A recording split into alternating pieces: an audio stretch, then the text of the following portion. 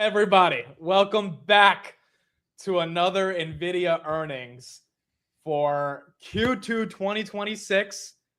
Not only was the Nvidia guy Jose late, but apparently this other creature on the show had his camera turned off, and I was like, dude, we got to go live, turn your camera on. And he said no, and now I get why he had his camera turned off. Ladies and gentlemen, we have Mr. Bootleg Canadian Jensen Huang with us in the house. So you're Tanner, not talking to somebody who just woke up a loser, okay? We're here to win. Nvidia's about to take over. I'm so excited to be here, ladies and gentlemen. Today, I'm representing Nvidia's digital twin, Jensen Huang. Timu Jensen, yeah. The way this story played out just makes perfect sense. Last week we were here, Tanner was getting ready to sleep. This episode, he didn't wake up a loser. Are you listening, people? Are you guys? This is the kind of creativity that he thinks of. Puns on puns. Yeah, yes. There you go. There it is. There it is. Now, this is going to be exciting. Thank you all for being here. Neil, Jose, Tanner, and myself. Get some drinks, get some food. We're going to be here for the next 3.5 hours. We have a lot to analyze. We say this every single quarter, but this is going to most likely be the most important earnings that we've ever had for Nvidia. We got about 20 minutes. Well, actually, the earnings are at 4:20. So we have about an hour. We also have CrowdStrike. And you guys are really having fun here today. Neil, with the great background of Tanner's thumbnail there. I really thought about shaving the mustache. I really did. Is that paint under you? The green? Oh yeah, baby. We got nice. the football paint on. Yeah, I'm ready to go. The wig is good. The wig is actually really good. It's very good. Thank you. And the Nvidia, all right. the Nvidia badge. Yeah, it's everything. So let's start off with you, Timu Jensen. What are you thinking for this quarter for Nvidia? High level thoughts, and then we can go a little further into the numbers. Well, high level, I think that they're going to do very well. Can I jump into the numbers? Because yeah, sure. I believe that they're going to essentially do triple digits in terms of their growth rate top line. My estimate was a little bit conservative, even though they were higher than Wall Street's numbers, but 93.5 billion. I actually think that they could come in probably over $1 billion higher than that. But that would be in a really good bull case. So my sort of base case is 93.5 billion. That would be 100% growth rate. And then on a non-GAAP EPS base, and I already know the numbers because, I created the company. So we're going to see $2.16 of non-GAAP EPS. Plus, because of my amazing investments in SpaceX, we're also going to see an additional $10 billion worth of gains, which could end up seeing, $2.57 worth of GAAP EPS due to the mark-to-market gains that Colette did for me. So she's going to mark some of those SpaceX gains in this quarter. Very happy to see it. I forgot about the SpaceX gains. Do you think the street's going to care about that, or it's like it's baked in? They know there's EPS growth from that. Well, I mean, there will be EPS growth. I believe $10 billion worth. No, but if they beat EPS by like 10% and it's because of the SpaceX stake, do you think the street's going to No. I think non-GAAP, Wall Street's expecting $2.09. I expect $2.16, even without the mark-to-market gains. I think that they'll beat without it. Okay. Makes sense. Farzar, thank you for the super chat. Admit, please make sure Nvidia goes up after earnings. Otherwise, I'm unsubscribing. I think all of us have been waiting for this stock to finally make a move. And, the implied volatility on the name is 5%. It's the lowest it's been in 2 years. Usually it's 8 to 10%. So the fact that there's not that much volatility going into this print means people have kind of given up on expecting a big move, which means maybe this is the quarter where we get the big move. Neil, your thoughts on the quarter and can I just step in really quick? I just started talking to I just started talking to Farzad on X, and this is the first stream I think that he's seen of me in a while. So absolutely ridiculous. But all right, sorry. Go ahead, Neil. I apologize. You can only go up from here. Anyways, results-wise, I think the market now is actually expecting 100% year-over-year growth. A couple of weeks, maybe months from now, it was much lower than that, but the market is already expecting triple digits now. Maybe they're putting the bar higher, so they are not so far behind, but I think Nvidia delivers quite easily on a double beat this quarter. Then it's all about the guidance for next quarter. Tanner or Jose, the next quarter is what, closer to 90% year-over-year growth or something close to it. I think they can deliver on that as well. The bigger story will be on all of the commitments, all of the deals, how are they thinking about it? Maybe some questions on the whole financing agreements that and the announcement that we've seen. How are they choosing it? How is that structured, etc., etc. But all in all, I expect Jensen to have another call where he just tries to explain what the heck's going on right now. There is no scenario in my mind where Nvidia shows weakness. Nvidia has visibility into 90+% of all the companies that are using AI and GPUs and whatever in the world, which means they know what companies will be doing 2 years down the line or trying to do 2 years down the line. And so how can they go and be behind? It doesn't happen. It doesn't happen. So I expect a full beat. The stock itself has been underperforming this year. I think the last time we covered this, the stock was at the exact same price or close to it. So it's time for this one to get a move on. Jose, you have owned Nvidia for a long time. Your thoughts on this quarter? First, shout out to chat. Two things that had me dying was they said it looks like Uncle Jesse from Full House, hilarious. And then Tanner was Granny Jensen, hilarious. All right, so thank you guys. I appreciate it. That's why I come to these live streams, just to read chat and hopefully provide y'all with some value. But and it sucks. You put me last, so now I have to say I agree with Tanner and I agree with Neo, which is not what I do a lot. But... You didn't even hear what Neil said. Yeah, exactly. You're last because you anyways don't listen, so you just get to repeat what we said. So like Neo was mentioning, I do think one of these are two topics that I think are going to be big discussions, right, in today's earnings call. It doesn't mean I think they're important, but I think it's what the market is going to be focusing on. First is kind of the jalapeno chip, right? We kind of saw that with OpenAI yesterday, and it's become very popular. I think it's social exploded. I saw a lot of topics and discussions about this.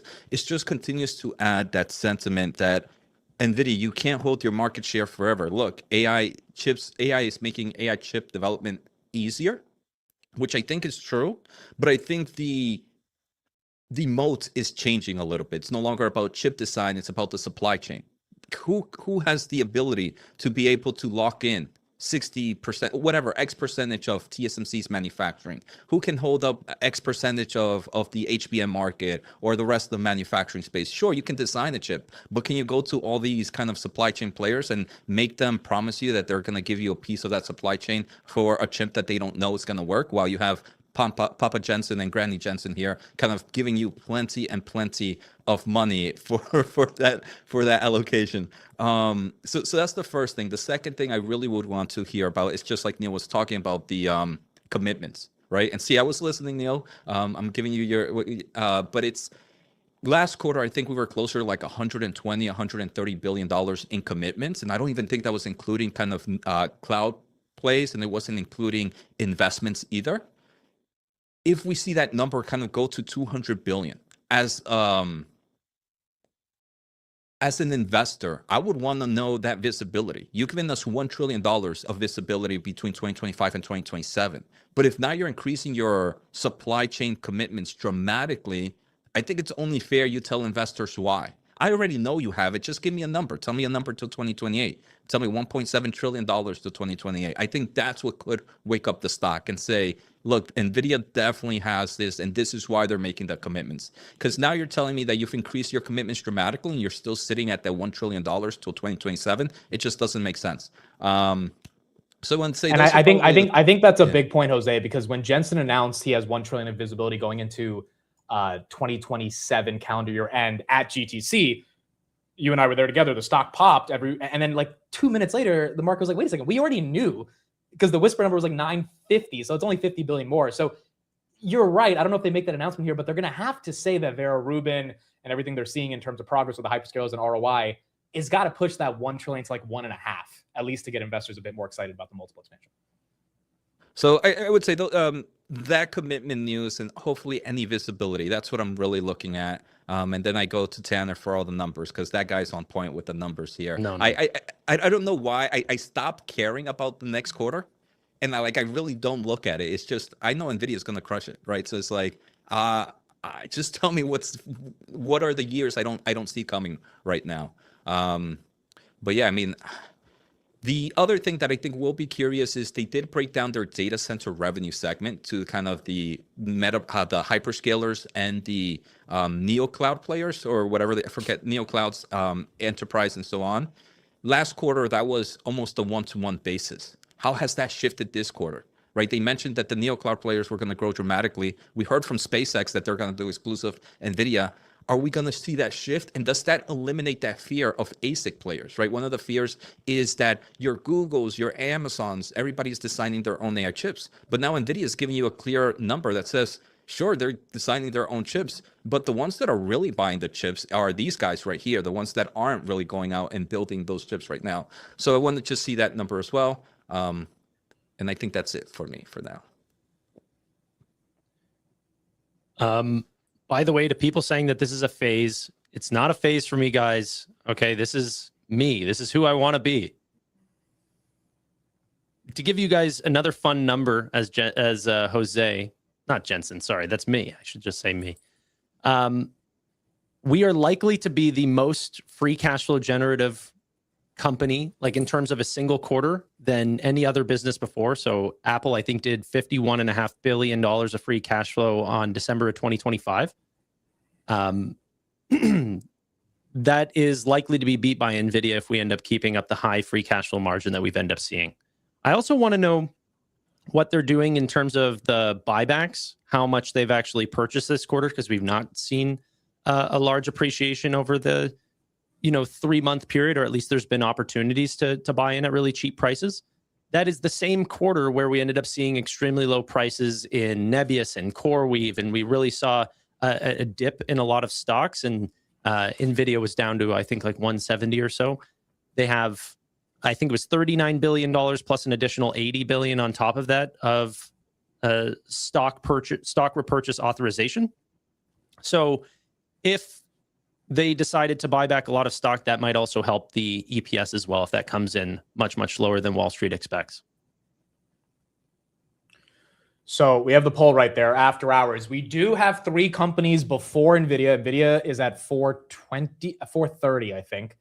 So we'll have about half an hour. But we have CrowdStrike, big in the cybersecurity space, massive run this year. Mythos, a lot of that stuff has exploded, the demand for cybersecurity. We have Salesforce, which continues to ask people the question, is software dead? Is there real sustainable growth in the world of AI for companies that theoretically can be replaced? Again, that's up to Salesforce, ServiceNow, all these companies to prove that narrative is wrong. And then Synopsys, which is also in the software space when it comes to chip design. 68% of you say NVIDIA is going to outperform. So obviously there's a lot of excitement for NVIDIA having the best numbers, which I think they will. Once again, it's going to be a question of if the street is willing to reward that. Do any of you feel their gross margins will be under pressure a little bit, or should we expect it to be at 75? The only reason would be you're starting that Vera Rubin ramp, and like we saw kind of like the Hopper to Blackwell, there was a bit of a hit. I actually don't remember what was the guidance, Tanner. Do you remember what was the guidance that they gave us?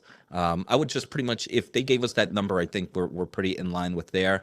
The only thing I would also want to look into is with the price increase that we saw or heard about, was that a pricing power move, or was that a memory inflation cost move? I think it's more the latter than anything. But how does that shift gross margins going forward? But Tanner, what were do you know the numbers of what they guided for this quarter? They guided for 75% margins, and operating expenses, I think, was like 8.3 billion. But so yeah, gross margins are expected to come in right where they were before, and they didn't come out and give us any preliminary numbers or any changes. So I expect them to be high. Some people talked about memory prices putting a lot of pressure on the chips, and that their recent 15% bump up in Blackwell and Vera Rubin prices being an indicator that they might end up coming in shy this quarter on gross margin. But this is not the first quarter where we ended up seeing memory prices increase, and margins have only improved over the last 12 months or so, where we've kind of gone from that 72 upwards of 75% climbing up. Where were the pressures back then? So I'm not sure what to expect because it's not like this was a 1-quarter hit. Memory has been a little bit of a drag for a while for them. And the other thing, Tanner, is right. Do I have something on my head? People keep saying I have something on my head. No, you look good. Okay, you look great. Go ahead, Jose.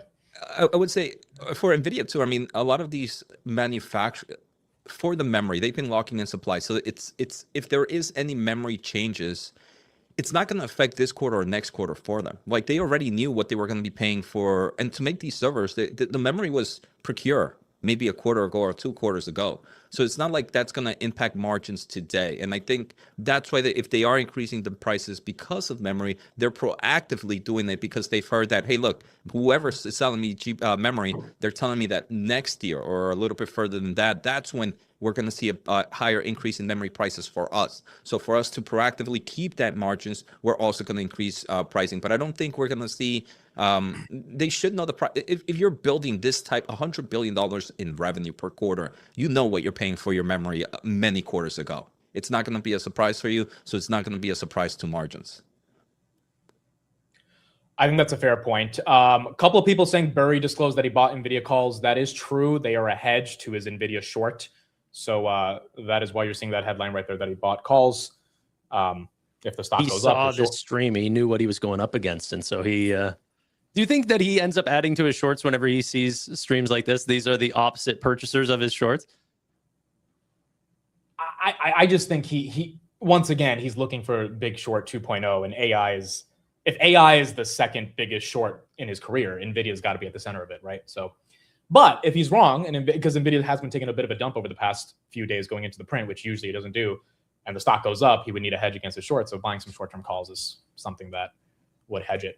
I think the earnings call itself is going to be really important. So this came out today from Time Magazine. You've got Sam Altman and Greg Brockman on the cover with the caption "Trust Us," and I thought it was relatively interesting because I think a lot of the general investing public does not trust a Sam Altman or a Greg Brockman for a variety of reasons. You've got Anthropic coming out saying, allegedly in their S1, they see a $30 trillion revenue opportunity, which is the entire TAM of the United States. Jose, do you think Jensen's going to have to calm people down again around circular financing, AI bubble, all of this hype? It's getting people too excited. So, that skepticism has to be calmed down. And then do you think he also calm down investors around the political backlash that we're seeing from red and blue states to create the progress for more data centers? Yes to both. First to the first one of like the circular financing. I think the only way he can really calm investors is by giving that visibility further on or the higher visibility. It's like, look, we're doing this. Yes, our obligations have increased by an extra 40, 50 billion this quarter, but that's because our visibility in revenue has increased by 500 billion or more, right? So I think that's the only way he can really calm that side. Unfortunately, on the political side, I don't think there's anything he can say outside that just AI needs to continue to innovate in the United States and it's for national security and it's going to be a huge growth in GDP. But I don't think it's enough. There's nothing he can show that's enough that can eliminate the political fear. And I think that's going to be one of the biggest now every quarter or in every segment or sector or every few quarters, there's a new bearish thesis. I think this is the bearish thesis that unfortunately Jensen won't be able to give a good answer to calm investors. Tanner, how do you think Jensen should navigate this earnings call? I mean, he's definitely going to talk about circular financing. I think that there's been a couple things that I can almost guarantee. Well, I'm not going to guarantee, but like, I really think he's going to touch on SpaceX. He's talked extremely positively about the companies that have backed him and have purchased his products. So I think he's going to say a lot of good things about SpaceX this quarter because of that exclusivity comment that he made. I think they're definitely going to bring up what CoreWeave said about the amperes lasting over 9 years. These are going to be some of the highlights he talks about. Circular financing, the Wall Street deal. This is one that they're going to talk about in terms of creating or talking about Nvidia's chips being so reliable that they can become an investable asset, that their performance, could be benchmarked. Probably taking on more risk. Like I think a lot of those comments, there's nothing but concerns on Nvidia. I don't think you can talk to any real investor and say the multiple for what you're paying on this company right now, putting up 100% growth rates is expensive. It's just not true. But it could be expensive if you believe that things are going to go very wrong for them. And that's all they're going to be doing today, is just dodging those types of bullets. There was actually a recent upgrade from Raymond James to $352 from Nvidia. So those estimates continue to climb higher. I think this is a good question right here. Neil, I'll let you take this one. But do you think Nemotron and Poolside acquisition will make a difference as Nvidia pushes into open weight models? I think the reason they're pushing into open weight models is because all of their biggest customers, OpenAI, Anthropic, Google, Amazon, are building their own chips and pushing into Nvidia space, competing in the chip space, which is smart for them because they don't want to keep paying the Nvidia tax. But obviously Jensen has to fight back. So Neil, do you think there will be a heavy emphasis on the call around the benefits of open source? You're muted. Amateur hour. I'm sorry, guys. I'm sorry. Go ahead, Neil. I didn't mute this. I mute my microphone, so somebody muted me. Amit. 100%. 100% is going to talk about open way models, open source, Nemotron, the recent acqui-hire. I don't think they'll talk that much about it. Maybe he'll name call Loopside, but yeah, the drop in token prices, he's going to say, look, drop in token prices, it does not mean that these companies will generate less revenue. Just means that now we have GPUs that you can charge more per hour. They'll just finish a job way quicker. And so your GPU frees up quicker, which means more customers can use that same GPU and you'll generate way more revenue. It's all about how many, the cost of what, millions tokens or something like that, the equation that he always uses. He will again say that we are the best. When you look at total cost of ownership, nobody can go against us. And so it's going to be, again, the same story that he's been saying time and time again. Whether the analysts and the market will listen this time is up to them. But from his standpoint, I mean, I've talked about this with Jose a couple of days ago with regards to closed models, again, going against the open source, open weight models. For Nvidia, it's going to be a win-win regardless. So he's just, again, positioning himself as, okay, you know what? I'm going to win regardless of what happens. And it seems like we are going to see a move towards way more open way model than the other direction. That doesn't mean that Anthropic, and OpenAI are going to go out of business, but it does mean that Nvidia makes sure that they are going to win. I also wonder how he's going to frame this open way. Is it more of a defensive move against the AI companies, or is it more a defensive play against kind of China? Because right now the open weight models are being built are mainly in China. So Jensen is a very he talks about a very paranoid person. So I wonder if his paranoia is saying if Chinese AI players keep developing these models, eventually aren't they going to go to Huawei or whoever builds chips in China and start getting their chips manufactured made more efficient on Chinese infrastructure? So Jensen is like, I don't want that to happen. Let's create a strong open AI model world here in the United States, because then we can assure that the chips that we're going to be making are going to be used for this open weight solution. So I wonder if it's more of a regional issue opposed to a defensiveness against the frontier plays, or maybe even a little bit of both. I think that is a fair point. We got about 30 minutes until we get those earnings. We have a bunch of other companies before that, but obviously Nvidia will be important. How many people in the chat, you could just put what you think, thinks that it's going to be flat? How many of us think it's going to be like a 2-3% move? Like, it's not going to be that substantial. I think there's a decent chance 209 to 212, and it's just or there. The market's not happy, the market's not upset, and it continues to do what it's been doing for the past couple of months at this point. Do you think it's just going to trade sideways forever? No, but I wonder if the results are amazing, but not enough. But it's also not enough to take it down, because Nebius, CoreWeave, all these semis are going to be contingent on what Nvidia does today. And if it does consolidate and go sideways, it wouldn't surprise me. I don't expect it to happen, but I don't think it would be surprising if it does. Yeah, but I think that's more based on like the history of the stock is getting to you. You know, like similarly to CoreWeave's earnings, it had dumped every single quarter before that everyone was residing to it dumping again. Then it was up 19%. So, and I'm not saying that this is the breakout quarter, but at some point, I just read the report from Raymond James. They talked about by 2027, they're going to have a lower PE than the S&P 500. How long can that go on for if the growth continues to stay up? How much of their outstanding shares will they be able to buy back? What does that dividend growth get you?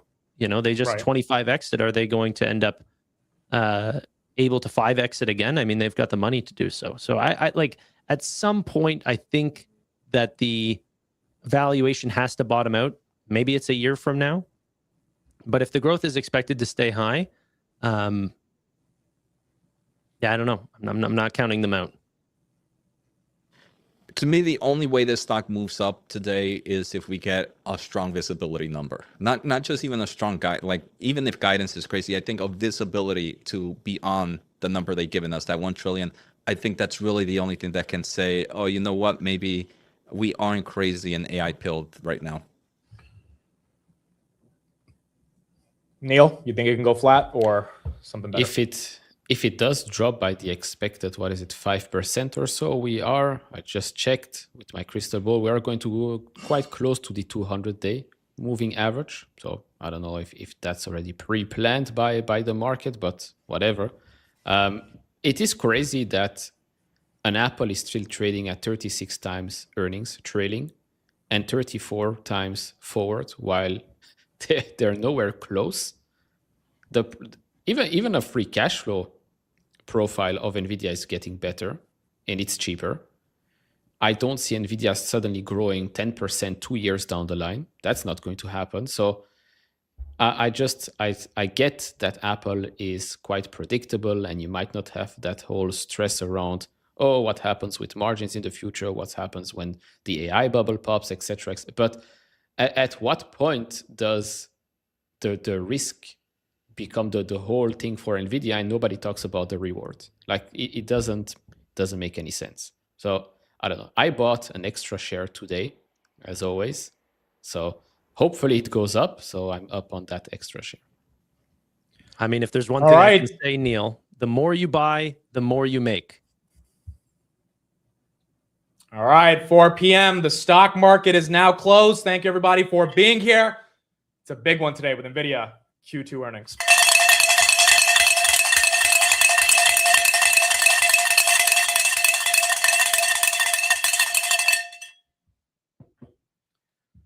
All right, so now we wait for the next 30 minutes before we get these numbers. In the meantime, we should be getting Salesforce, Synopsys, CrowdStrike, and a few others that are actually going to be pretty important. We have HPQ, which is more laptops and computers, not HPE, so not server racks, but that'll give us some insight into the consumer. Okta, so if you got some more SaaS in there. Viva Systems. So you do have a bunch of these other companies that we will take a look at before we get to NVIDIA. Okay, Salesforce already making the move. 4%. The stock was at 150 at the lows this year.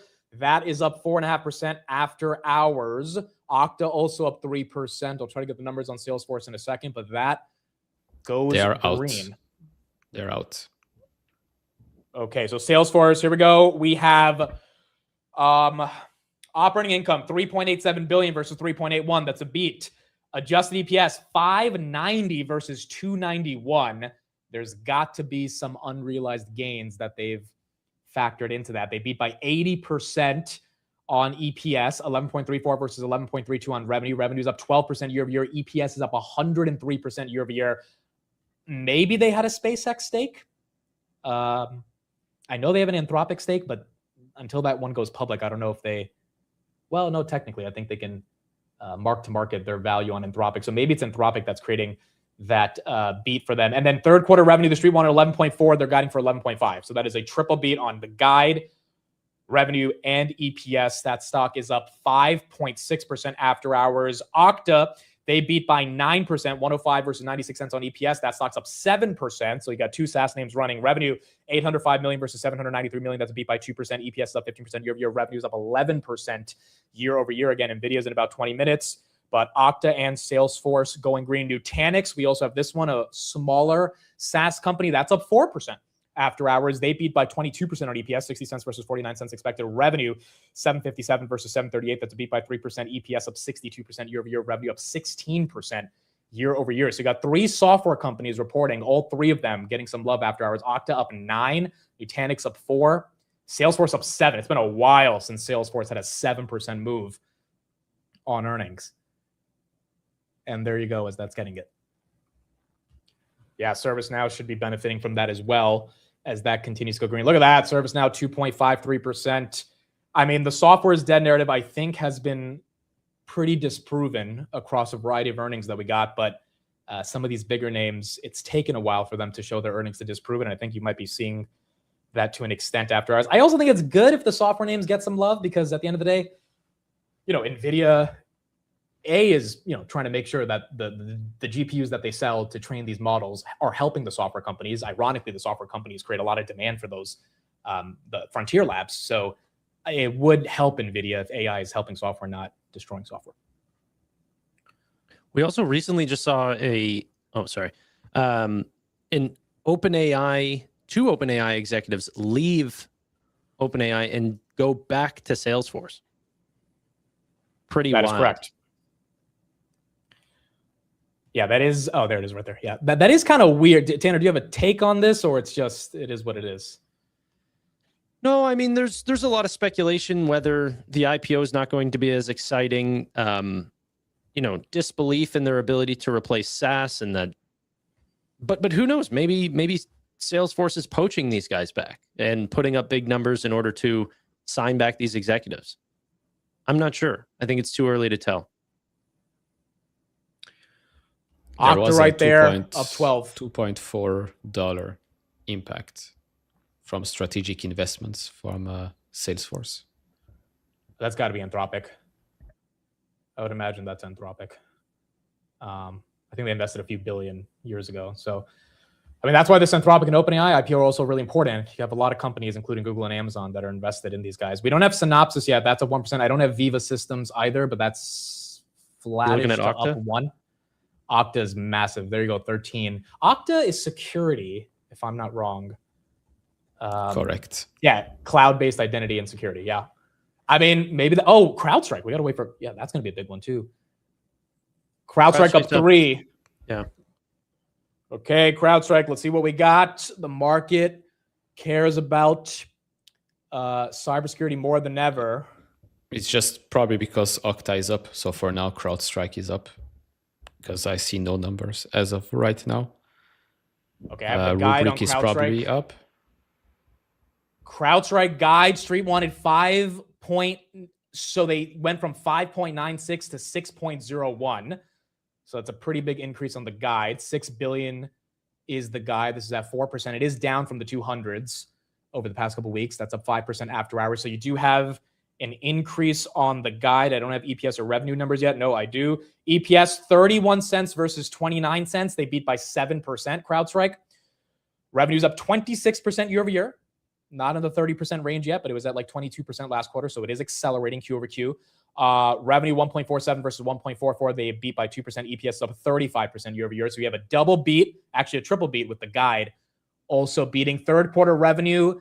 Street wanted 1.52 billion. They're guiding to 1.53. Again, these are not massive, massive beats, but they're also not misses. And I think as long as that narrative around cybersecurity being relevant matters, the expectation that the trajectory for growth over the next decade being strong is why this stock will get its premium. 8.7% right here on CrowdStrike. It was at 227 on August 14th. It fell all the way to 180. It's now at 205, up 8.4% after hours. We got Synopsys. This stock is basically flat, beat by 7% on EPS, 391 versus 367. Again, this is chip design, 2.47 billion versus 2.4 on revenue, beat by 2%. Revenue's up 42% year over year. EPS is up 15% year over year. I would expect this to be up a little bit more right here, but it's not. CrowdStrike up 9% after hours. CrowdStrike did do a split recently. They did a 4-for-1 split. If it was a pre-split, it would be an $800 stock right now. Did you see the Salesforce and Anthropic expanded their strategic partnership and unveiled Cloudforce? Cloudforce. They called it Claude Force. Yes. This is Oh like my typical goodness. Benioff to do these types of things. Claude Force. Okay. It's real. I see it here. Yeah. Jose, any thoughts on these software companies crushing it? Yeah, I mean, I think it's bullish AI because all these companies are implementing AI, and one of the fears was that you are going to be losing out, or businesses were was going to be worse. Margins were going to take a hit. You were going to lose revenue because of AI. But if now you're showing that the end customer is still making money with AI, I think it just gives more legs for this AI story to run. So as a semiconductor AI investor, that's my first kind of thought process is I'm happy that other customers outside of Anthropic and OpenAI are winning, because if only Anthropic and OpenAI are winning, that's the scary part. But when you see other players and not even the hyperscalers, like the SaaS companies winning, I think that gives you legs for the AI story. There you go. Benioff taking some shots, saying they are the #1 AI with Claude. So basically saying, they are winning against OpenAI. And quite frankly, the numbers are proving that they're winning in the enterprise versus OpenAI. But I agree with you. The software companies need to show this type of growth and get the right sentiment from the market. If not, what are we doing this whole AI experiment for in the first place? So this makes sense. Salesforce right there up 11% after hours. CrowdStrike up 10. Synopsys actually down 2. Nutanix down 1. ServiceNow up 3.5. And then Okta up a nice 15% here after hours. It's just generally good for the S&P 500. Like the amount of beats both on the top and bottom lines this quarter round has been extremely strong. I think there's high 80% beats across the board. Many of these companies are raising guidance or reaffirming guidance. Very, very few companies in the S&P 500 have cut this quarter round. So constantly adding to that story. These are sort of the last companies that are coming in to make sure that this quarter was a success, is only proving that at probably even a higher success rate than the average. So this is actually boosting up the total. And by really good amounts. I mean, Okta up 16, Salesforce up 12, CrowdStrike up another 9%. I'm super happy to see it. Now we just need to make sure that the biggest company in the world comes in with a bang. That should be at 420, I believe. Last time they were a little bit later. Oh, it's usually, I thought it was 4:30. Okay, so we have 10 minutes then. I think they were, earnings. They usually do 420, and then the last quarter, or maybe it was the quarter before that, they came in at 4:30. They were like 10 minutes late. Okay. Everpure, they had a massive beat and raise, beat by 21% on EPS, 70 cents versus 58 cents expected. I believe this used to be Pure Storage, and this is now Everpure. Beat by 8%, 1.18 billion versus 1.110 on revenue. Revenue's up 38% year over year. EPS is up 63% year over year. Massive beat on the guide as well. Adjusted operating margins 19.4%, GAAP gross margins 68%, subscription ARR 2.1 billion. That's up 20% year over year. You're seeing some really decent growth out of these other companies. You also had Viva Systems revenue 928 million. That's a beat, up 18%. Viva's now up 3%. The software companies, dude, they're crushing it right here after hours. Subscription revenue up 16%. Guidance 935 million. CEO said the Q2 results exceeded guidance across all metrics. Management said its full year outlook improved across the board. As you're seeing more momentum. Urban Outfitters, this is a consumer brand. Are we up or down? We are down 2%. The consumer stocks have been taking a little bit of a hit. EPS was 172. Revenues up 10% year over year.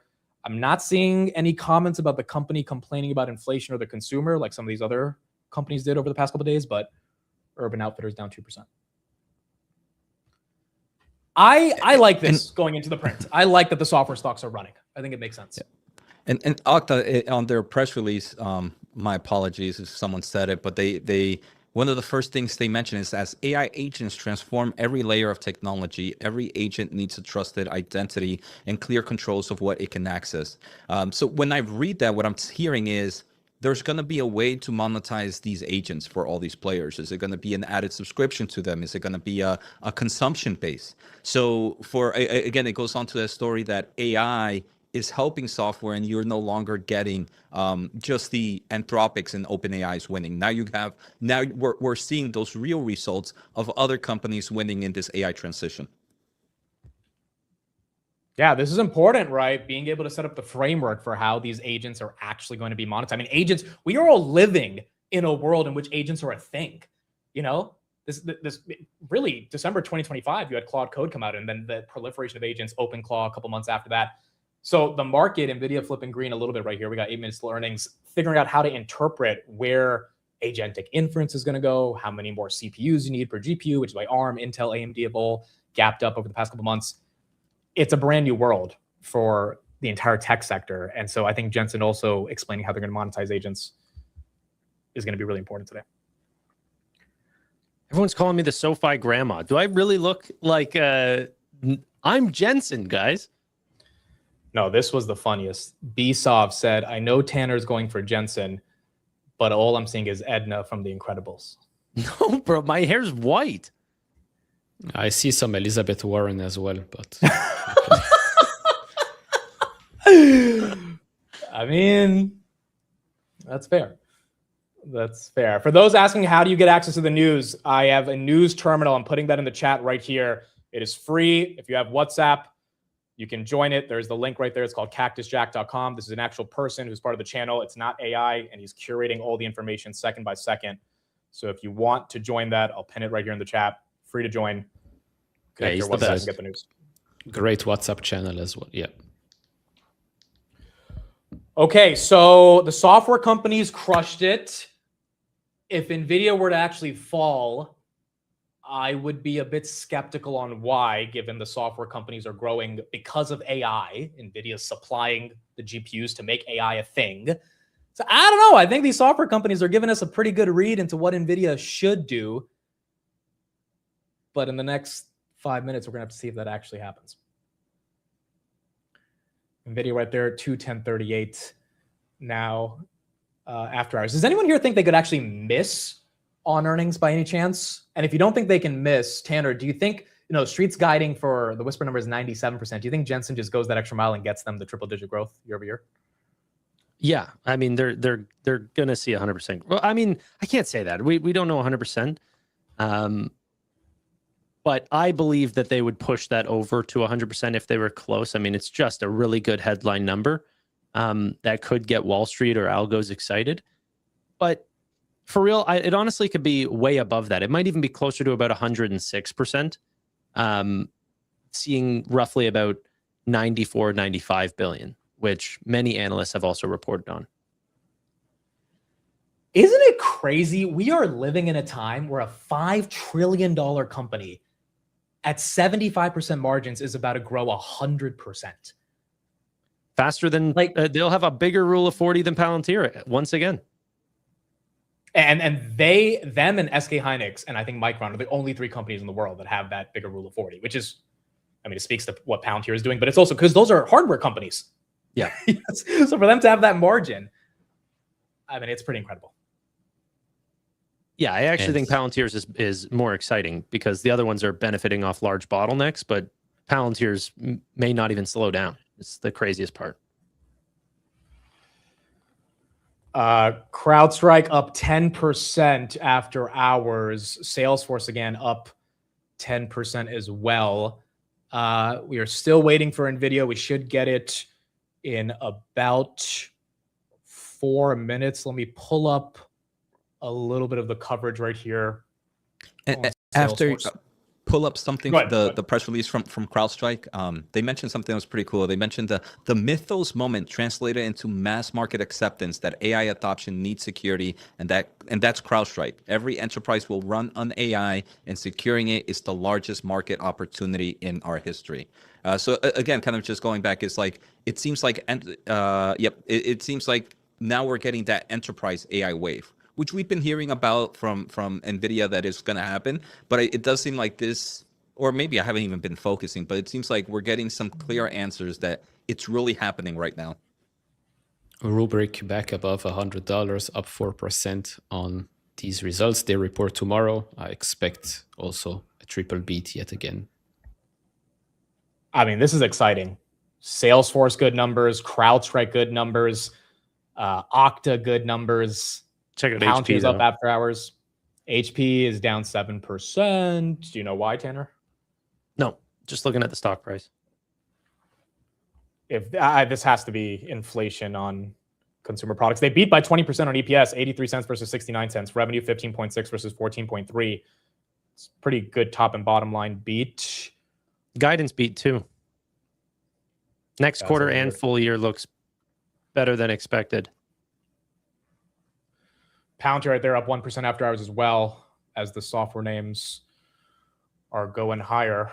Yeah, I mean, pretty much every company outside of HP so far showing relatively strong numbers. As long as this continues, then I think Nvidia should be able to show some strong growth as well. Here's the coverage on Salesforce. It was $11.34 billion in revenue for the quarter versus about $11.32 on the estimate. Bottom line, we've got an adjusted EPS number, $5.90, I should say. That is the adjusted number. We're not going to compare this one. There is, from what we're seeing, a massive investment gain, about $2.6 billion. It does appear to be from an investment in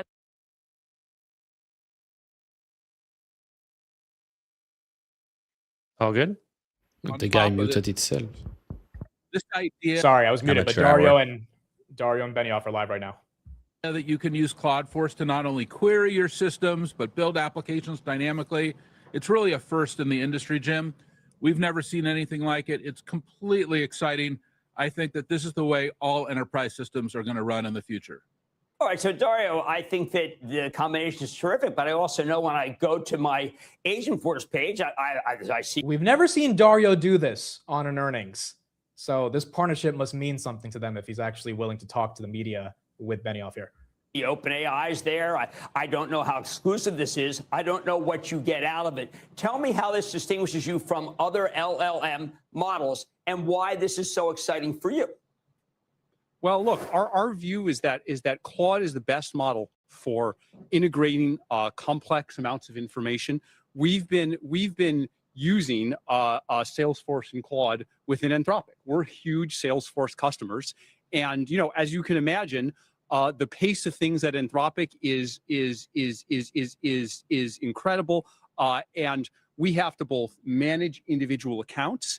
And we have to answer all these incredible strategic questions that change every time a new model and a new product comes out. And we've found that this combination product that we've built together is the most useful thing in accelerating it. Within Anthropic, for a long time, we've been accelerating the research teams within Claude. Okay, NVIDIA numbers should be out. We are down 1% on the immediate reaction. 207.60. I don't have the numbers yet. Let's see if that reverses at all. NVIDIA 211. Go ahead, Tanner. $96.2 billion in revenue. Cleared my number. Absolutely cleared it. Adjusted gross margin 75%. Net income $59 billion. I don't know why it's down. There must be some reason. Guidance destroyed. Revenues up. Net income big beat. What is the street not liking? How is this not 220 right now? $96.2 billion in revenue. NVIDIA grew 106% year over They year. can do it. EPS is up 111%. 222 versus 209 for EPS. 96.2 billion. That's a $4 billion beat versus 92. Stocks down 2%. That is Of course. kind of incredible. Of course. Why wouldn't it be down? I'm starting to get really pissed off, guys. This call, I'm about to blow some minds. The growth here is going to be fantastic. Even the guide's way higher. Like, what does that guide represent year-over-year growth on? Let me do the math on that real quick. Data center revenue was 89 billion versus 85 billion. I'm trying to find the guide right now and get the press release. Stocks at 205. Cactus put the Okay, guide. I got it. All right, so here we go. Here's all the numbers. Okay, so revenue up 106% year over year. Adjusted EPS up 120% year over year. Data center up 117% year over year. Adjusted gross margins actually are up 250 basis points year over year at 75%. Q3 revenue guide. The street thought they would do 104 billion. They are guiding for 108 billion, which that means they're probably going to do 110 to 112 billion, which means we're going to get 2 quarters in a row, I believe, of around that triple-digit growth. Adjusted gross margin, that's down next quarter, 74 versus 75. Adjusted OpEx at 9 billion. Operating income for this quarter was $64 billion. That's up 124% year over year. They, I believe, bought back with the dividends $26 billion in Q2. They have $99 billion left on their buyback plan. Jensen says AI has reached its inflection point. It's doing useful work. Its tokens are productive and profitable. Now compute is revenue. The AI infrastructure build out is at full steam. Vera Rubin, now in full production, was built to power exactly this moment. They've also broken down the revenue for the first time, or for the second time because they started this last quarter, between hyperscalers and everybody else. So out of that revenue that they got, 96 billion, 48 billion of it was hyperscalers, Amazon, Meta, Google, etc. The street thought it would be 43. The second version is called edge computing. This is basically your neo clouds, 7.2 billion versus 6.7 that the street thought it would do. So they beat on hyperscaler and edge computing. Obviously, the majority of the revenue is still concentrated within the hyperscalers. So it's 90% growth for next quarter, approximately. Okay, so not 100%. Exactly. And it's likely to be closer to 95 if they end up putting up, or maybe even a little bit higher. That's pretty wild. This is quite incredible in terms of the stock not really getting the move. Let's get a little bit more coverage here. Yeah, let's get a little bit more coverage here, and then Jose will get to you on your thoughts on this. But you can see shares are dropping roughly 2%. Could be because of two reasons. First, the Q3 revenue guidance coming in at 108 billion, which is higher than what the street anticipated, but lower than what the buy side numbers were, around $109 billion. This revenue guide, again, does not include anything from China, despite all the back and forth headlines. For data center revenue in the quarter that just passed in Q2, data center revenue came in at $89 billion, slightly higher than the 86 the street anticipated. And then a growing concern was gross margins. For the quarter, gross margins came in at 75%, exactly in line with what the street wanted. But it's the Q3 gross margin guide that is light at 74%. Again, we know that they had promised mid-70s and that there was going to be some tapering off because of memory costs. And so now we're starting to see that right now. If it's actually getting sold off on a 1% gross margin miss, I don't think that's the reason for the sell-off. Their also, commitment numbers are out. Commitments were increased from 119 billion last quarter to 279 billion this quarter. So, I mean, Jose, hold on. Jose, can you explain commitment? This is Nvidia committing money, or what is yes, Nvidia making commitments to like its supply chain players, to its neo cloud players, to whatever, to allocate whatever type of resource. Right, either being land power, the land power that it's doing, the supply from memory, the supply from TSMC. So last quarter, that was 120 billion.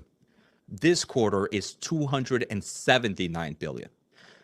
A bear, I think anybody can say, hey, that's getting crazy numbers, right? 279 billion, like maybe when you were at 100 billion, your free cash flow and all this would be able to cover you just fine. But now you're going beyond that in what you typically have in your balance sheet. I think it's extremely bullish because if they're doing this, it means that they have so much visibility.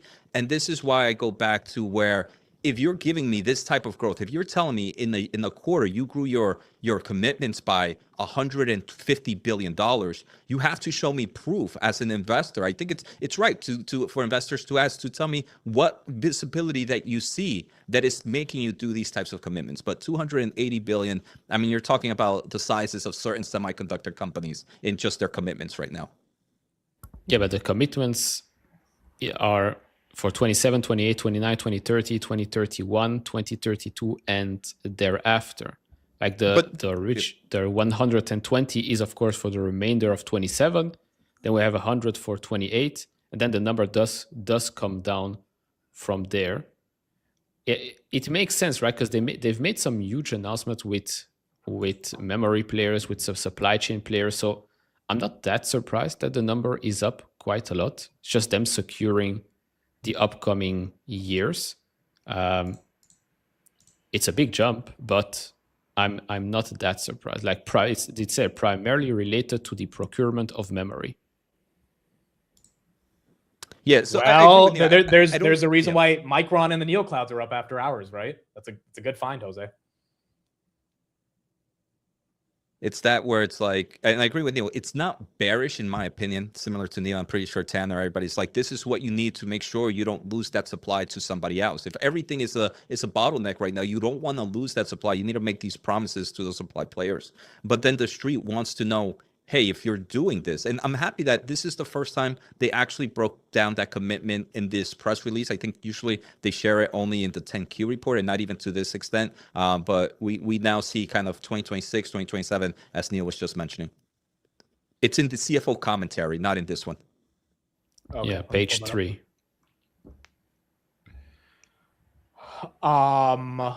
Okay, Tanner, your thoughts on that? I mean, if they're committing this much money, even if it's over 10 years, the bull case is that they have so much visibility into demand.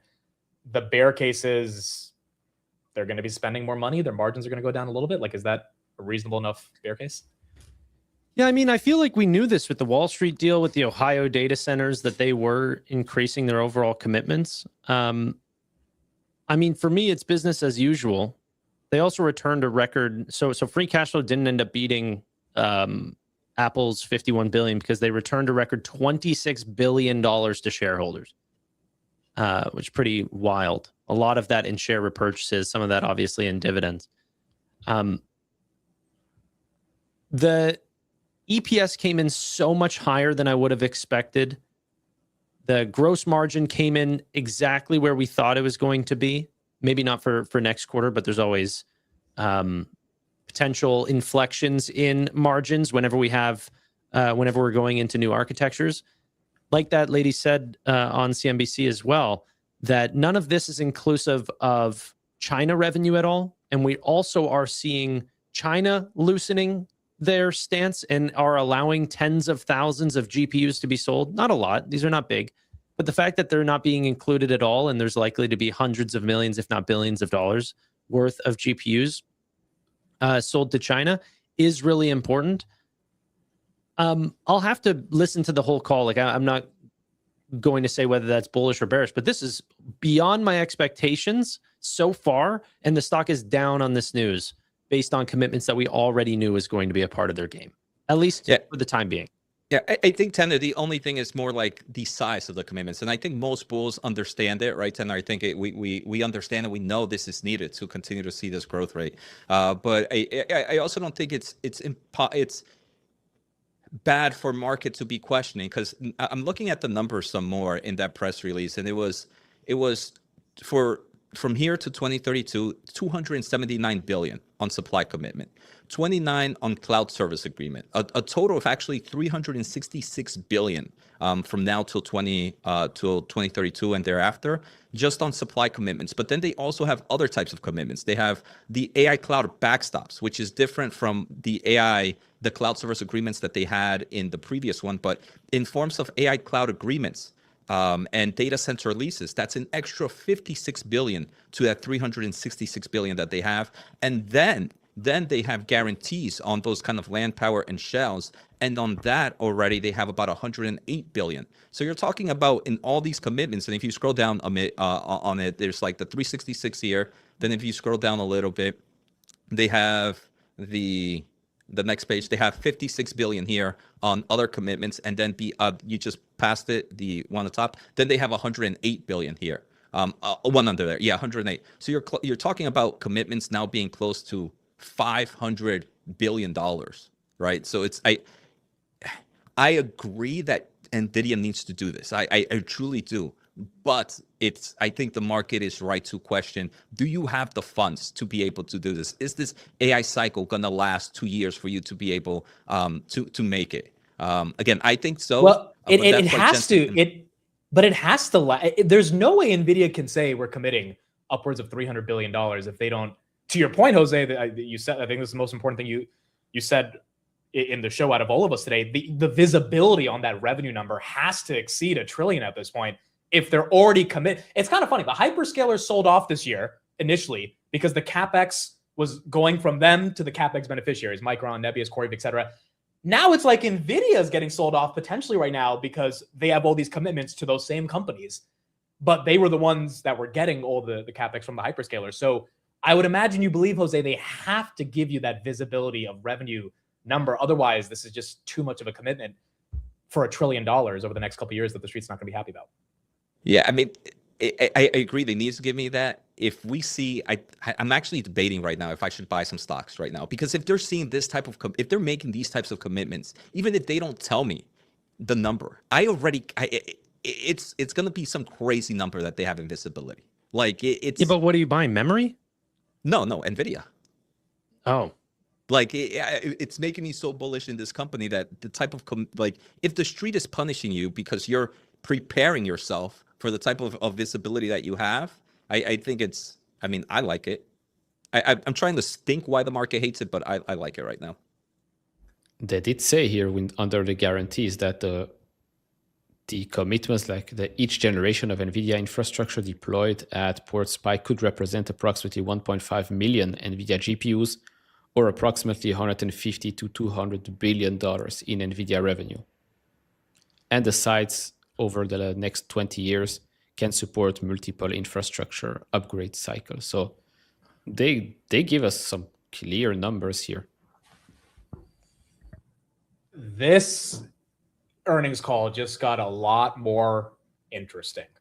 yeah. Because now that these commitments are in the pushing $300-400 billion range, this is the obvious bear case that someone's going to say, why is Nvidia willing to spend a couple $100 billion on all their suppliers? Because they're financing the build out of their own chips, right? Like for them to sell these chips, everyone in the ecosystem, Micron, SK Hynix, the Neo Clouds, packaging companies, they have to also be able to support, because there's all these other, nuts and bolts, photonics, memory, et cetera, that go into the chips. So if some of these companies are insolvent and they don't have the demand from Nvidia, which for many of them is their biggest customer, Nvidia can't sell any chips. I think that's going to be the bear case here. I think there's an easy answer to that. As Jose said, that means they have a lot of visibility into demand, but Jensen's going to have to really explain that on the call today. Nvidia right there, still down 2% after hours. At the end of the day, he will just say, look, our new chips, if you have the same megawatts, you will be able to generate more revenue. You won't need, not everyone needs a gigawatt scale data center. If you have 100 megawatts, you previously made X dollars. With our new chips, you will be able to make X at the power of, I don't know what's the jump here between Blackwell and Vera Rubin, but it's quite big. And he's just going to repeat it again and again and again. I honestly, if I were looking to expose myself to even more, I wouldn't mind buying it more now. Yeah, this is CrowdStrike up 12%. The software name's not budging. This is a very specific Nvidia reason for why we're down right now. Yeah, it's surprising that the memory names aren't up more, considering how long-term a lot of those deals are that they signed and at the size that they're signing them for. Specifically in this quarter, separately from last quarter. Like, that's a lot of visibility just purely into Micron's potential earnings or SK Hynix. And they are up slightly, quarter point, but, not as much as maybe you would think after Nvidia raised their commitment so much, primarily due to memory costs. And what's interesting is all of the neo clouds are green as well. So something doesn't make any sense. It doesn't make sense. Like if Nvidia is down, I would have assumed the neo cloud names would be down as well, but they're not. The semis are either flat or greenish. Well, I don't think, no, I think that goes to point to Jose's point being right, is that the AI demand is definitely there. Chips are, selling faster than ever. And actually, you can see them break down hyperscaler versus their other AI clouds. So there's more growth headed towards the neo cloud names than the hyperscalers. And then on top of that, Nvidia is willing to take on a lot of the risks. So just individually, this is not a statement about the AI trade. This is a statement about what's the risk level for Nvidia. But I think the risk level has always been higher from the purchasers of the chips, the ones with the mega capex bills. But yeah, they're just starting their bill, I guess. To be fair, the stock is down 2%. I mean, it's 1.2%. Like it's not about the stock reaction that's that's that compelling to be upset or excited about. It's more so about this commitment number that now creates a new category of concern, which again, I don't think it's an actual concern, but it creates a hurdle that the company will have to be able to articulate well enough to explain for investors to deal with. I mean, it's already the biggest company in the world, already majority of the S&P 500. This is just a new thing that they're going to have to break down. I would imagine, once again, it means they have a lot of visibility into demand. They've already hinted at that in the CFO commentary. So on the call, they would have to continue hinting at that. I mean, if the stock was up 5% after hours, I think the interpretation would be like, oh, they're spending all this money because they're going to make all this money. But because the stock's down a little bit, it might be seen as a negative. People are saying, when is Jensen talking? I'm talking right now. That being said, the call is at 5. Jensen doesn't talk for a while. He joins during Q&A. So people always put up a bunch of comments during that. He does not do the initial numbers or the CFO commentary. He'll come in for Q&A. So you'll see his actual words around 5:30. So stick around for that.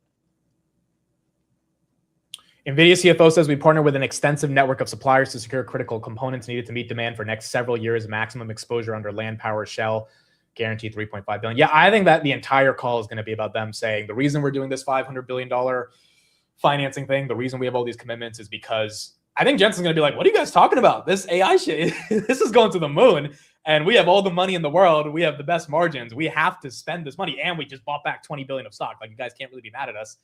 But we're going to keep proliferating the build out of AI. I think he's going to have a very optimistic tone here.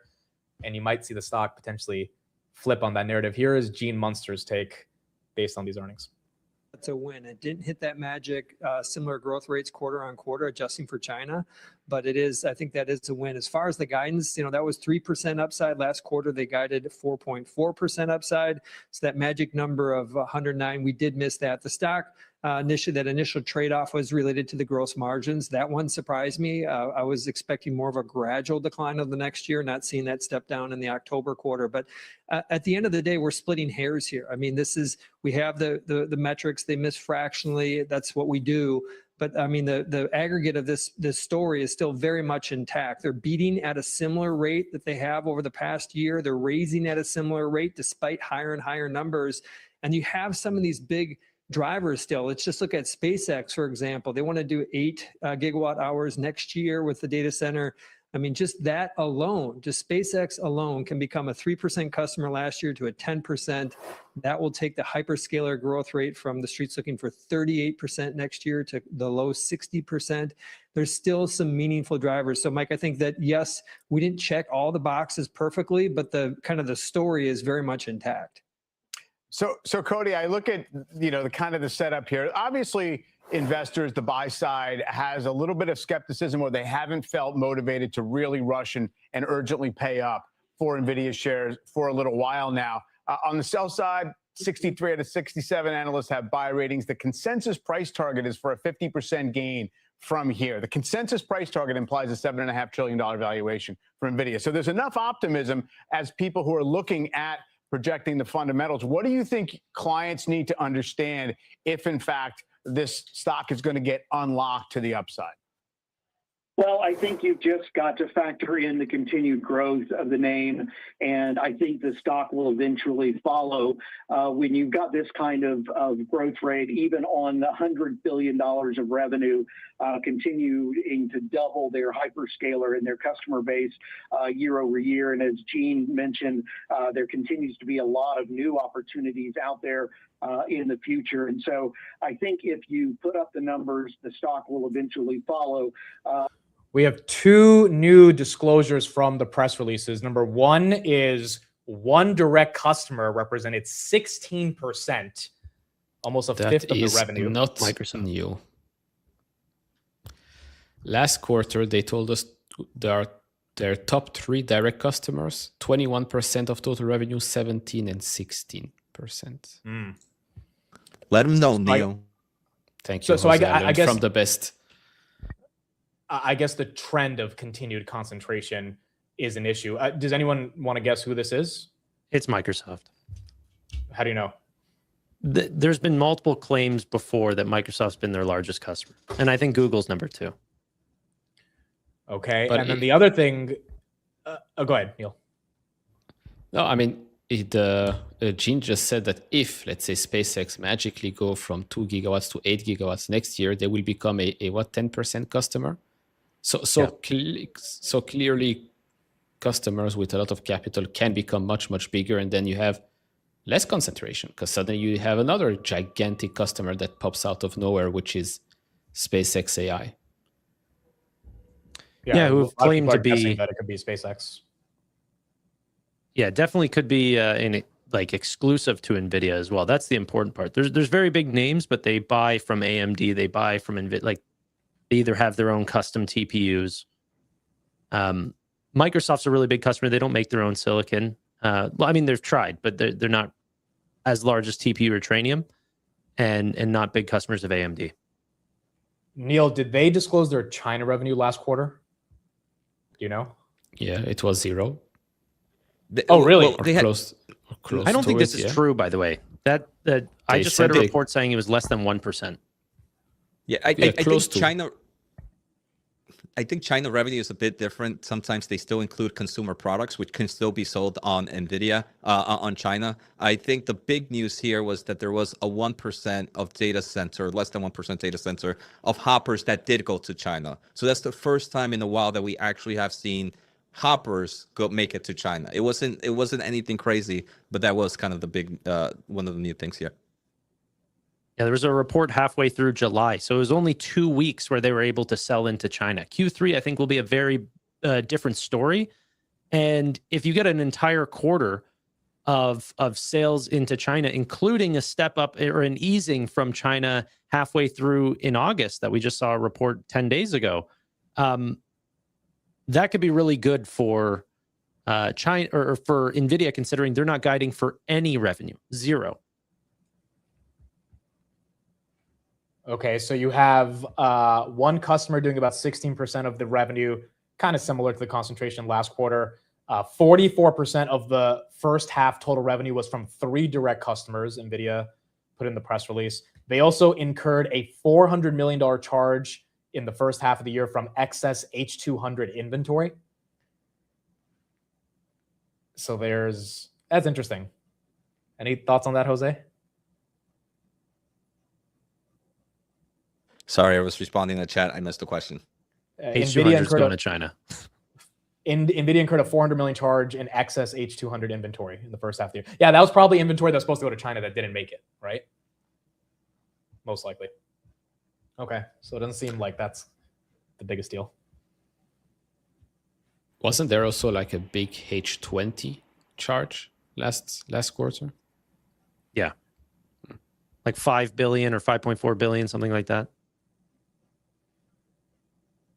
Yeah, I think a lot of people were upset about, it wasn't accounts receivable last quarter, but it was a different accounting metric that kind of exploded. I think commitments is the big one that people are talking about this time, but that's something Jensen will probably talk about. Nvidia says it will be shipping both Blackwell and Rubin systems in the future and is currently experiencing certain supply constraints in their SEC filing. Nvidia said that in August it entered into MOUs with large capital providers. This is the big $500 billion deal to create independent financing platforms to mobilize third-party capital. Nvidia right there, flat. Gene Munster said it really well. Like, we're splitting hairs on gross margin next quarter coming down 1%. Like, most of this stuff, we are looking at every minute detail. The 2 biggest details here is this is a company growing at 106% year over year.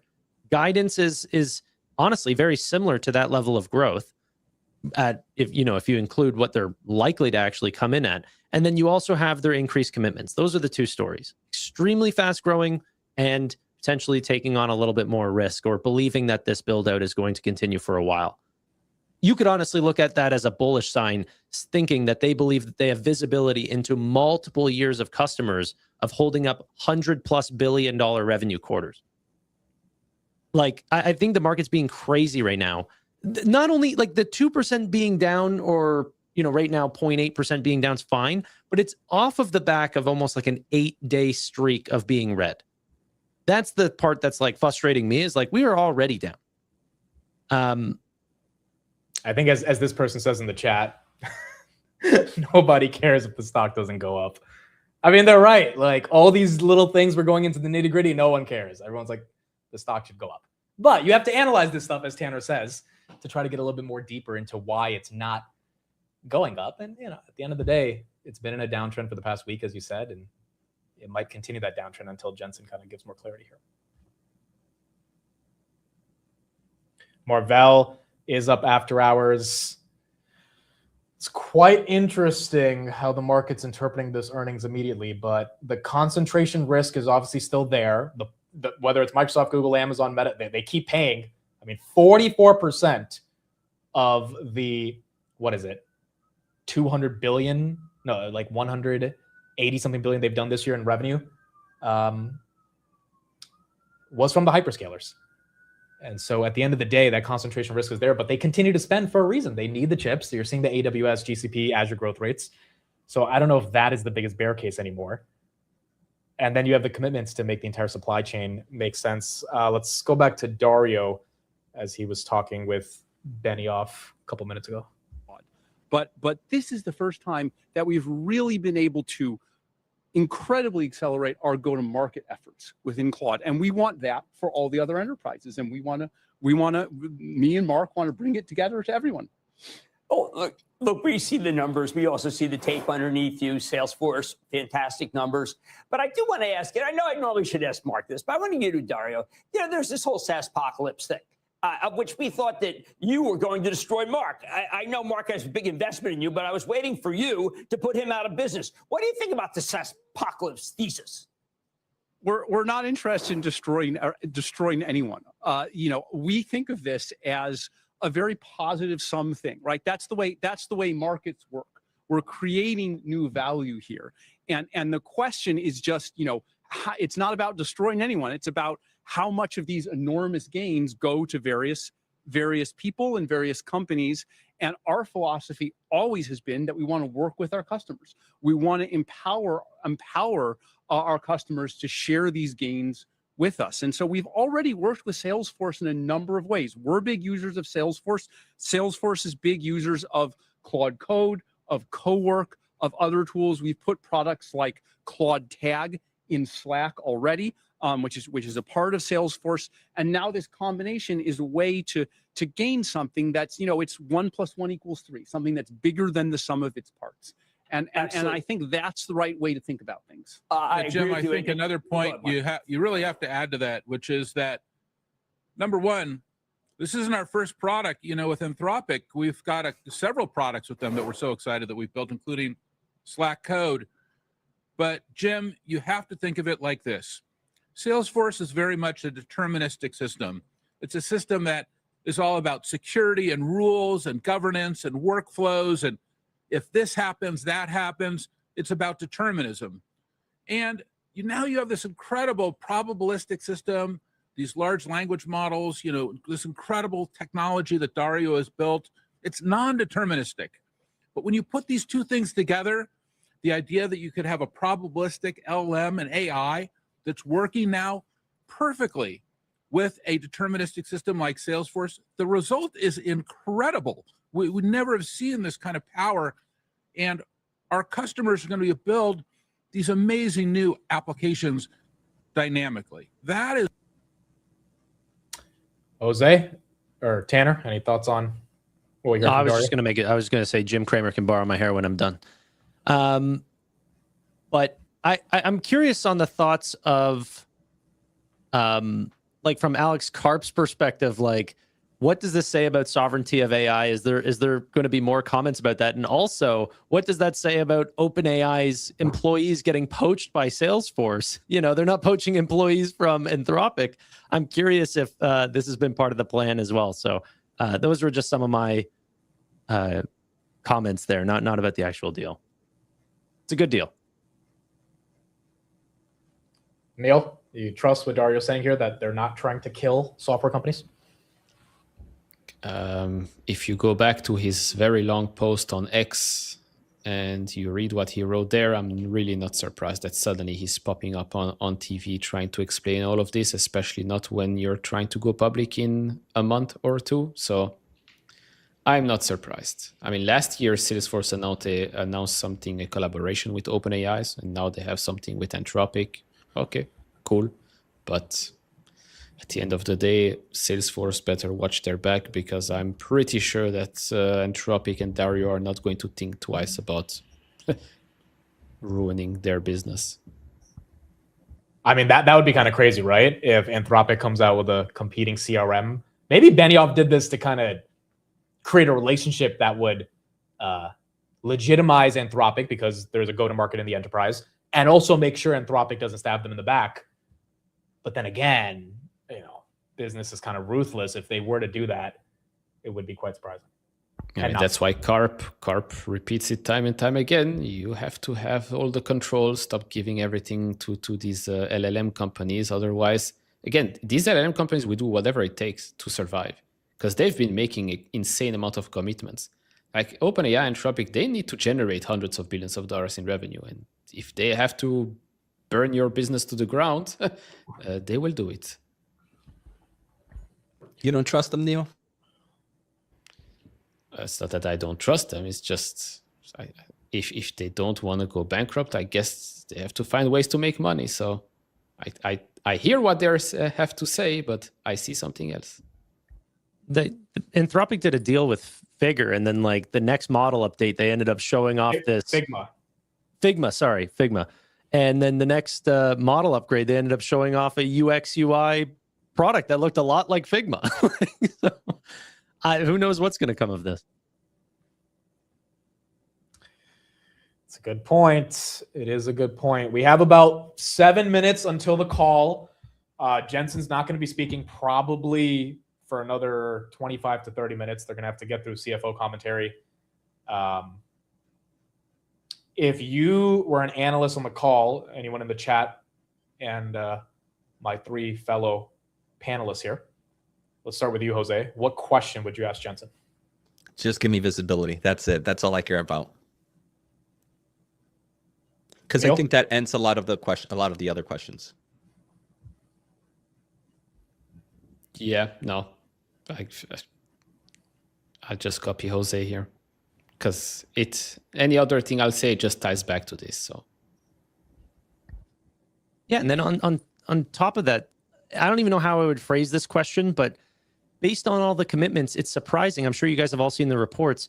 The Vera Rubin Ultra is actually expected to have less HBM than the Vera Rubin. So, like, how does that tie in with some of their commitments? And I don't even know how I'd phrase that question, but like they are downsizing or lowering the specs on their future products, but also putting up unbelievable commitments to memory. So it would be a memory-focused question, basically. Yeah, of course. Is it a power play? Because if all of the customers / competitors are also trying to catch up, they need memory. But if Nvidia picks everything up, they don't have the memory to move fast enough. And so it's like 4D chess from Jensen. Everything I do is a power play, okay? That's just what Jensen does. I hate the silence. The fact that you guys smile on mute drives me nuts. What, you want us to like burst out laughing? I want you to unmute to laugh. Ha ha ha. There we go. I was laughing at the awkwardness. I wasn't laughing at your joke. But anyway, what was I about to say? I would ask the most obvious question. What's going on with this open source thing?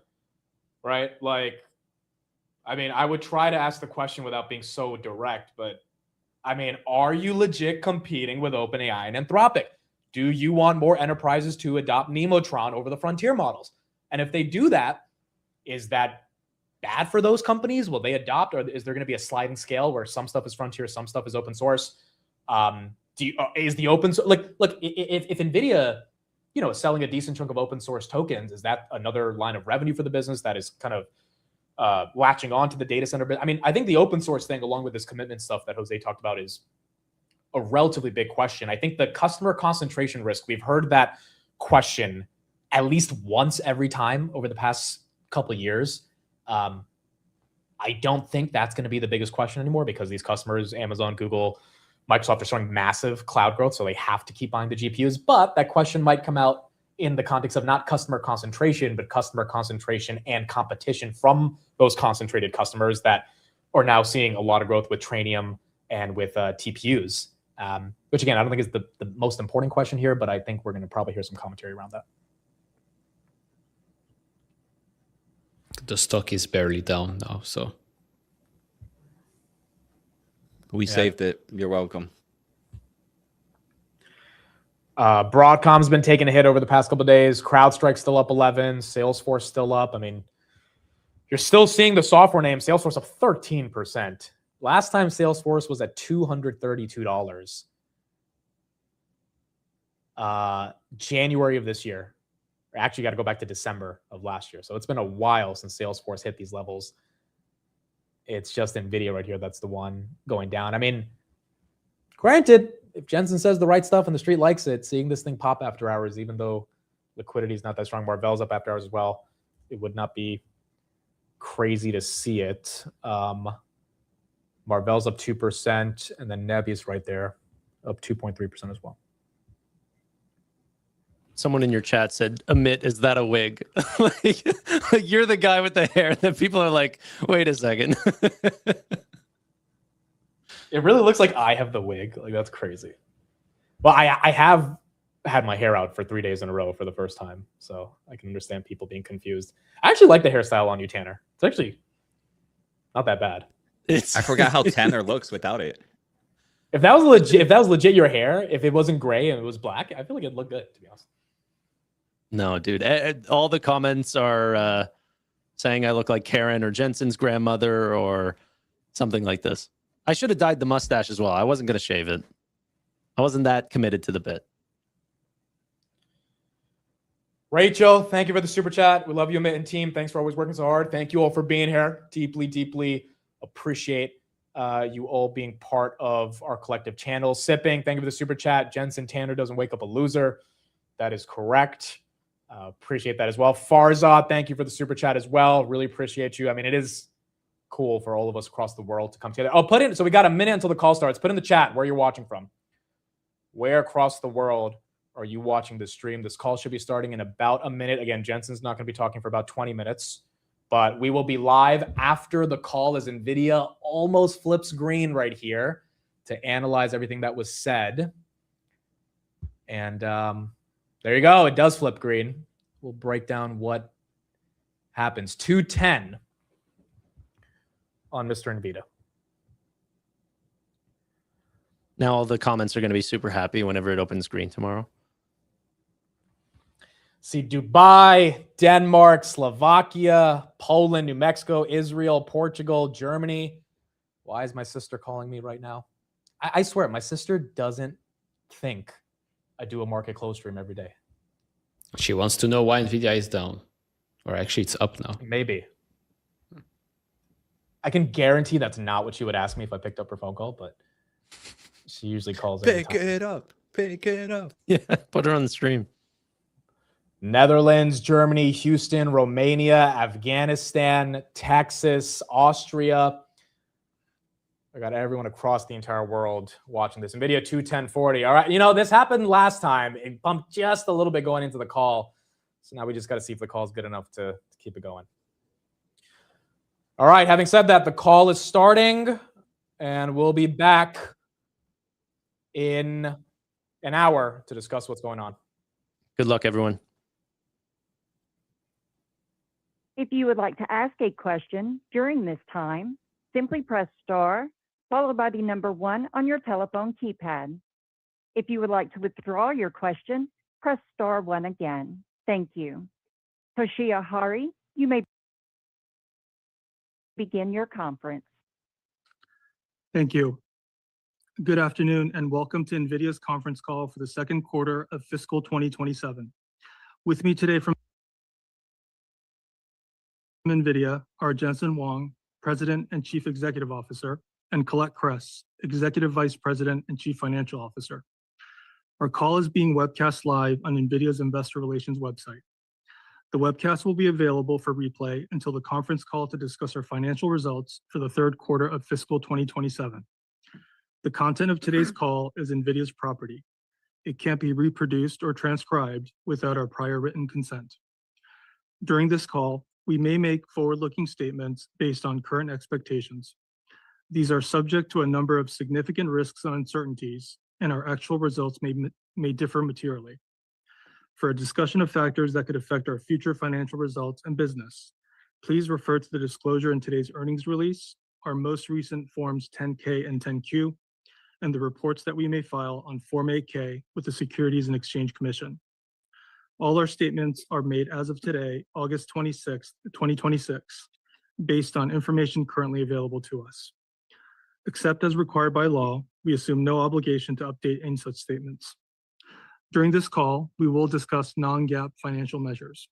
You can find a reconciliation of these non-GAAP financial measures to GAAP financial measures in our CFO commentary, which is posted on our website. With that, let me turn the call over to Colette. Thanks, Toshiya.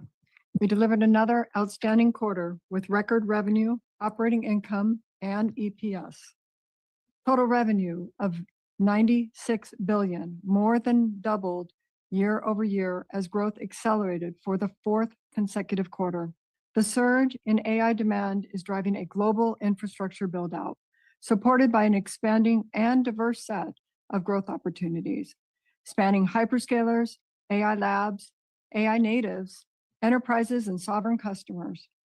We expect to grow revenue by approximately 70% in fiscal 2028. This is a supply-constrained outlook.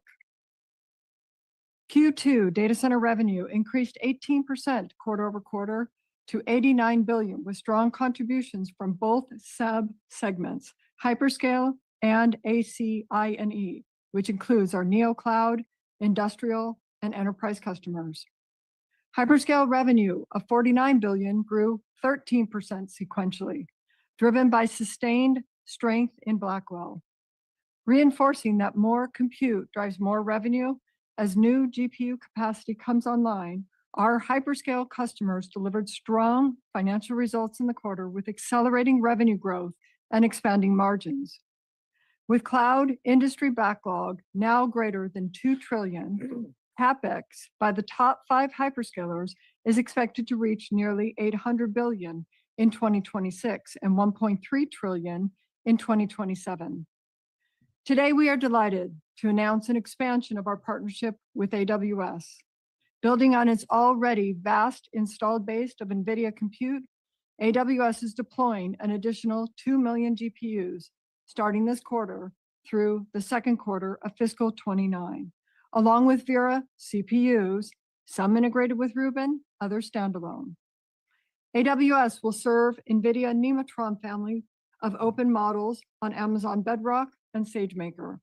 Amazon will also adopt our full physical AI stack, Omniverse, Cosmos, Isaac, and Jetson, to power its fleet of warehouse robots. ACI&E revenue of $40 billion increased 25% sequentially and 138% year over year. Growth was driven by NeoCloud capacity additions to meet the rising demand from enterprises, AI startups, and sovereigns, as well as hyperscalers purchasing capacity to supplement their own build-outs. Using NVIDIA DSX reference designs, our NeoCloud partners are bringing capacity online faster and at lower token cost. They are expected to exit the year with 8 gigawatts in total installed capacity, up from approximately 3 gigawatts at the end of 2025. Incredibly, we are seeing demand acceleration even at our scale. Customers' forecasts point to our growth doubling next year.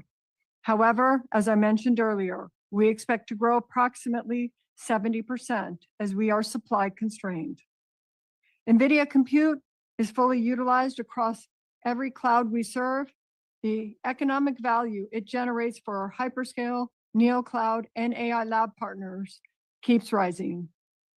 Besides building the best AI computing technologies and the most capable supply chain, NVIDIA has 3 unique capabilities that are engines powering our growth. First, NVIDIA's architecture runs every model, and we're growing share as closed and open model adoption grow. Closed and open models alike, adoption is skyrocketing.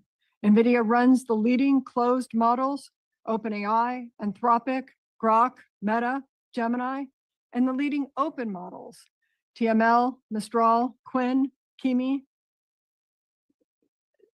GLM, DeepSeek, Minimax, and Nematron. We're great at small models and giant ones, large or video, auto, regressive, or diffusion, in the cloud or in the edge. Nvidia is great at training, great at inference, great at agentic workloads. One platform, fungible for every model and workload, durable for the entire lifecycle of AI. That combination of performance, fungibility, and durability is what makes Nvidia the productive and financeable compute infrastructure.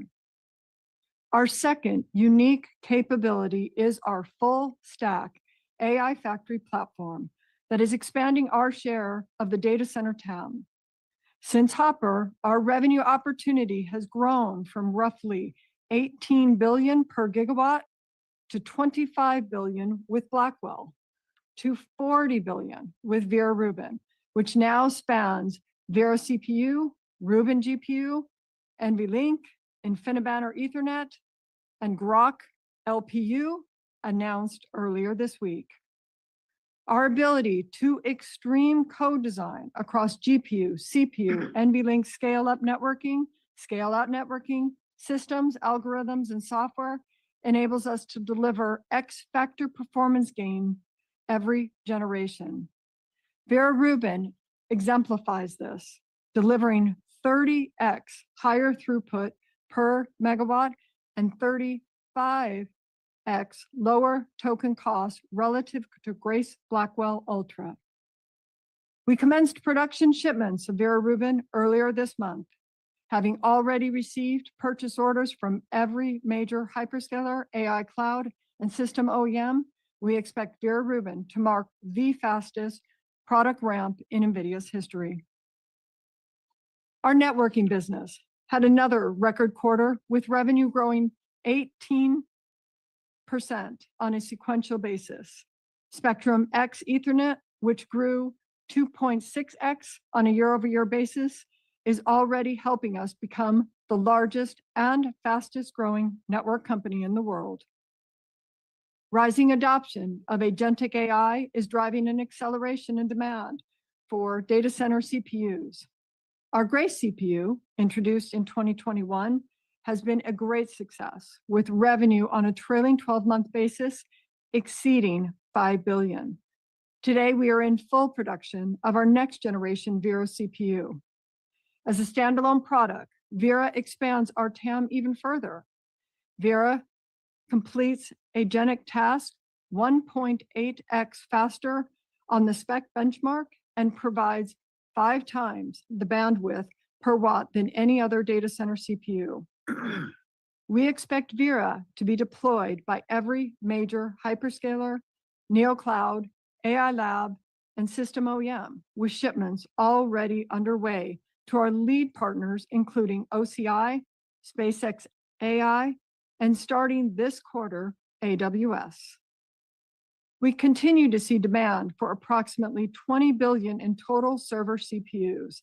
And based on our customer demand and improving supply outlook, our preliminary expectation is for CPU revenue to more than double in fiscal 28, positioning us as one of the world's leading server CPU suppliers.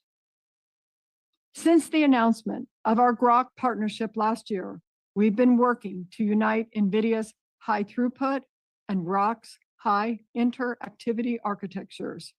At Hot Chips earlier this week, we announced that Grok 3 LPX, our first rack-scale LPU system, is in full production and already setting records, demonstrating nearly 4x the number of tokens per second against the next best alternative on our artificial analysis benchmark.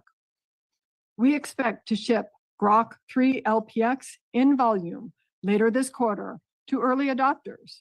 Nebius will be the first. Today, we're not just selling the best chips, we're selling a full stack AI factory platform offering superior economics for customers and capturing a bigger share of the data center TAM.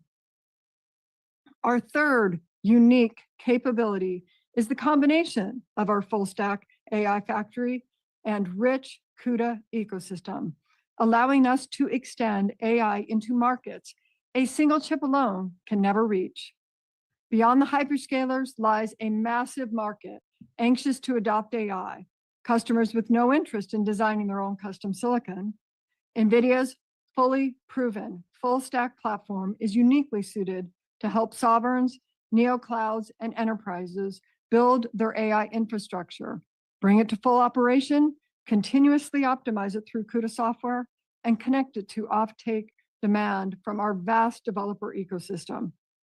Hyperscalers will remain a major growth driver, but non-hyperscaler growth, our AIC and E segment spanning sovereign, regional neoclouds, enterprise, edge, and air-gapped data centers will represent roughly half of our data center business. Our AI native startup ecosystem, developed and running primarily on the NVIDIA compute platform, is scaling at a rapid pace. Global VC funding in AI, roughly 70% of which is spent on compute, exceeded $400 billion in the first half of 2026, surpassing the $265 billion raised in all of 2025. Nearly 20 companies, including Cursor, owned by SpaceX, Figma, and Together AI, now exceed $1 billion in annualized run rate revenue, up from 13 companies in Q4 of last year, with vertical enterprise software logging the fastest growth. In enterprise, on a trailing 12-month basis, on-prem revenue in the automotive vertical reached $8 billion, while financial services, manufacturing, and healthcare combined contributed $7 billion in revenue. Hudson River Trading and Jane Street are leveraging NVIDIA's powered AI factories to accelerate quantitative trading. Samsung Electronics is using NVIDIA Cullitho to achieve up to 20x greater performance in computational lithography, while Bristol Myers Squibb is investing in Vera Rubin AI Factory, a fast follow to the Roche and Lilly buildouts, as drug R&D timelines compress from years to months. In sovereign AI, our business, primarily through the regional neoclouds, grew 35% sequentially and more than tripled year over year in Q2. A country or region can allocate land and power directly to a regional cloud partner in ways it never would to a foreign hyperscaler. We don't own a cloud ourselves. We are a neutral partner to every sovereign and neocloud. And because NVIDIA compute is productive, fungible, rentable, and durable, regional cloud interest is surging around the world. We helped CoreWeave, Nebius, and Nscale build entire infrastructure businesses, and neoclouds are emerging everywhere. Firebird in Armenia, Cassava Technologies across Africa, GMI Cloud in Taiwan, Yoda and NASA in India, Firmus in Australia, YTL AI Cloud in Malaysia, pairing local land, power, and operating expertise with our platform. Last month, we announced a partnership with Noetra, Japan's national AI company, to build an NVIDIA DSX AI factory that will create open models to power AI agents, digital twins, robotics, and physical AI applications. South Korea's LG and Hyundai Motor Group are partnering with NVIDIA to build and scale AI. And in Europe, a record 35 new NVIDIA-powered AI supercomputers were unveiled to advance industry and scientific breakthroughs. Neoclouds are seeing strong demand pipelines for many diverse off-takers. Rather than allocating their entire capacity to a single long-term offtake guarantee that lenders typically require to finance a data center independently, we have introduced a revenue-sharing structure. NVIDIA provides a take-or-pay commitment on a portion of the facility's capacity, a minimum revenue guarantee that gives lenders the confidence to underwrite the project, and in exchange, we share in a portion of the NeoCloud's revenue earned above that floor. Independent capital still underwrites every deal on its own merits. We're not making loans. In this model, we get paid twice, once on the hardware sale and again through the share of rental revenue, a highly reoccurring stream layered on top of a one-time equipment purchase. Over time, this model can expand our addressable market and create reoccurring usage-linked revenue stream alongside our core platform revenue, with the potential to drive billions in revenue over the medium to long term. Together, NVIDIA's three unique capabilities: a platform that runs every model, a full stack AI factory platform capturing more of the data center TAM, and a CUDA ecosystem that extends AI into markets no single chip could reach alone, reinforce one another, and are the engines of our growth. Let me update you on our progress with our Frontier AI Labs. The Frontier AI Labs have extraordinary demand for training and inference compute, but they are growing faster than what their balance sheets and credit profiles can support. They have rapidly growing customer demand, yet still lack the decades-long infrastructure contracts and investment-grade financing capacity needed to secure the AI factory infrastructure independently. In other words, their growth isn't limited by their technology or customer demand. It's limited by compute. For these companies, more compute means more intelligence, more users, and more revenue. NVIDIA is needed to help power this flywheel. First, we've invested nearly $50 billion in the Frontier AI Labs. This was a meaningful commitment, but it represented a small fraction of our expected free cash flow over the same period. Further, to support the Frontier Labs infrastructure buildouts, we recently announced partnerships with 6 of the world's leading infrastructure capital providers: Apollo, BlackRock, Blackstone, Brookfield, Goldman Sachs, and KKR, to establish financing platforms that will raise over $500 billion of third-party capital. With these partnerships, building on our unique, fungible, and durable computing platform, the AI Labs will be able to build and assess AI infrastructure funded by long-term institutional capital at relatively attractive rates. Last week, we announced that we secured land power shell capacity through our partnership with SoftBank Energy to exclusively host NVIDIA Compute at their Portsmouth campus. The initial deployment, expected to support 4.25 gigawatts of AI factory capacity, will be utilized by OpenAI. Each generation of NVIDIA AI factory systems deployed at Portsmouth could represent approximately 1.5 million NVIDIA GPUs, and over 20 years, the site could support multiple upgrade cycles. Here's the essential economic point. The LPS commitment secures a long-lived AI factory site, while the NVIDIA compute within the data center can be upgraded repeatedly. This project deepens our long-standing partnership with OpenAI. OpenAI has committed to substantially deployments of NVIDIA AI infrastructure through 2030. OpenAI's existing and planned commitments represent approximately 12 gigawatts of NVIDIA compute. For another Frontier AI Lab, we will provide selective credit enhancement for nearly 2 gigawatts of compute. This complements the substantial NVIDIA compute capacity they've secured independently without NVIDIA's credit support.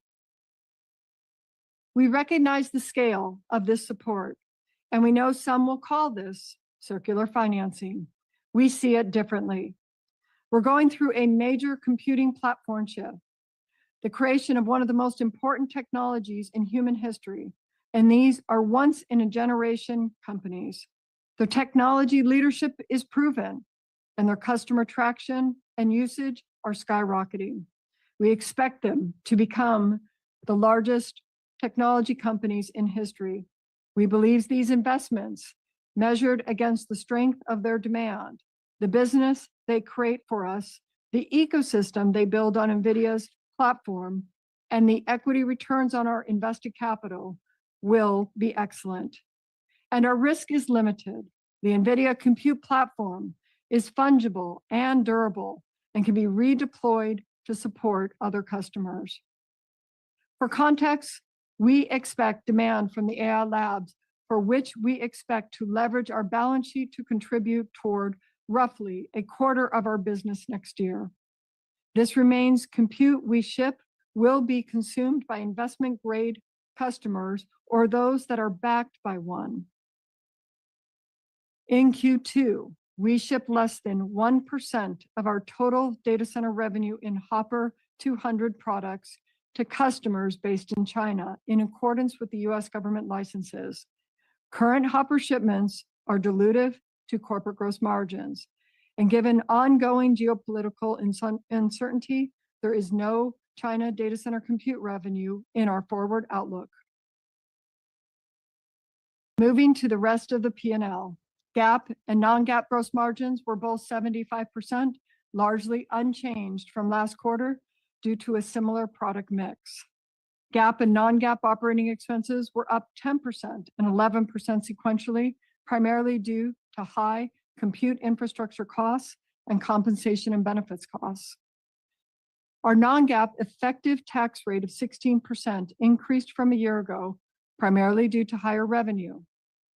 On our balance sheet, inventory increased to $32 billion as we prepared for the Vera Rubin launch. Days of sales outstanding increased to 60 days, reflecting extended payment terms for large purchases by certain investment-grade customers to be shipped over multiple quarters. In Q2, we returned a record $26 billion to shareholders, $20 billion through share repurchases, and $6 billion through our quarterly dividend of 25 cents per share. Relative to our plan to return 50% or more of free cash flow, we have returned 60% on a year-to-date basis. And going forward, we intend to increase and return excess free cash flow net of strategic uses. Let me turn to the outlook for the third quarter. Total revenue is expected to be $108 billion, plus or minus 2%. We expect sequential growth to be driven primarily by ACI&E with data center, while growth in hyperscale is expected to re-accelerate in Q4 and into fiscal year 28 as supply of Vera Rubin grows over time. We see Vera Rubin accounting for about 20% of data center revenue in Q3. Looking ahead, our preliminary expectation is for fiscal year 28 revenue to grow approximately 70% year over year. Although we will work to close the supply-demand gap, we expect supply to remain a bottleneck at least through the end of fiscal year 28. Many of you have expressed concerns regarding our gross margins as component costs have risen significantly. As you are already aware, we are experiencing extreme pricing conditions in memory. The magnitude of the price increase has exceeded our prior expectations and are headed even higher into next year. As a result, we are resetting expectations today. For Q3, we expect GAAP and non-GAAP gross margins to be 74%, plus or minus 50 basis points. We expect margins to bottom in Q4 in the 71 to 72% range, before settling at 72 to 73% in fiscal year 28, as executed price increases take effect in Q1. We want to be direct about this rather than let it linger as an open question. Memory scarcity today is being driven in large part by the AI build-out itself, and unlike a component that simply raises our cost with no offset benefit, tighter memory supply is a symptom of the same demand surge that's driving our own growth. We have long-standing, deep relationships with all three major memory suppliers, and we're working closely with them to further increase the capacity our roadmap requires. GAAP and non-GAAP operating expenses are expected to be approximately $9.2 billion and $9.0 billion, respectively. For the full year, we now expect OpEx to grow in the low 50s, driven by a broadening of our product portfolio and further increase in the usage of AI tools, which is already and will continue to enhance engineering productivity. For full year, fiscal year 27, we continue to expect GAAP and non-GAAP tax rates to be between 16 and 18%, excluding any discrete items and material changes to our tax environment. With that, we will now transition to Q&A. Operator, please poll for questions. At this time, I would like to remind everyone, in order to ask a question, press star, then the number 1 on your telephone keypad. We'll pause for just a moment to compile the Q&A roster. While that happens, crazy earnings. I think this was amazing. The line of Joseph Moore with Morgan Stanley. Your line is open. Great, thank you. I wonder if you could give us color on the 70%, and what gives you the confidence to guide a full year out? You haven't been doing that. And then what's the gap between that amount of growth and the 100% demand growth? What is the kind of key constraint that separates those numbers, and could you close those gaps over time? Yeah, thanks, Joe. As you probably are aware, AI has become useful, and the AI agents that are being adopted everywhere use an enormous amount of compute. First of all, the large language models are larger than ever because they're smarter than ever, and these agents go through reasoning and planning, multiple turns of tool use. The amount of compute necessary for an agent versus a human using it is probably 15 to 100 times, depending on the type of problem you're trying to solve. And so the amount of compute necessary is just extraordinary. That's a factor that almost everybody sees. The part that people don't see about our growth, because we're practically singular because of the nature of how we deliver products. I mean, we're the only company in the world that creates and builds, offers an entire AI factory platform, a full stack system. And customers can still mix and match. However, most companies just don't have the skills to do that or a desire to do that. And so there's an entire part of the market that we experience grow. There's sovereign AI, the regional AIs, their neo clouds, their AI startups, their enterprises, where we're seeing, which represents about half of our business, and that's growing 100% a year. That part of the world's computing is likely to be larger over time than even what we're currently experiencing in the cloud. And so, I think the demand that we see is driven by all of those factors. It is also the case that you can no longer procure technology per se and stand up these infrastructure. You've got to go secure the land, power, and shell, which oftentimes is a couple, 2-3 years out. All of the rest of the supply chain necessary to align the construction, the power, the cooling, all of the labor that's necessary. And AI infrastructure is creating so many jobs all over the United States and all around the world. It just takes a lot more planning. And so we're involved in securing infrastructure now, further down the pipeline. Just as a long time ago, people asked me, why is it that we're working with memory suppliers when we're a chip company? And today people understand it's really quite genius that we were working on our supply chain so far upstream. We work with power generator companies. We downstream. We work with land, power, and shell companies all around the world, and that helps prepare all of this computing that's going to be built that will ultimately deploy for our ecosystem and our customers. And so we just have a lot greater visibility now, upstream and downstream. It is the case that we've never forecasted or never guided to a year in advance. And even though our demand is much greater than 70%, our supply allows us to confidently deliver 70%. And we're going to continue to work with our supply chain to increase on that. But what we wanted to do is to be consistent with everybody, from our customers, our shareholders, our supply chain. Everybody sees the same view. And the reason why that's important is because, everybody's putting a lot of resources at play. And so we wanted to make sure that everybody has the same set of information. And we've got a huge year coming up next year. And it's going to be pretty extraordinary. Your next question comes from the line of CJ Muse with Cantor Fitzgerald. Your line is open. Yeah, good afternoon. Thank you for taking the question. There's tremendous investor focus on your inference market share.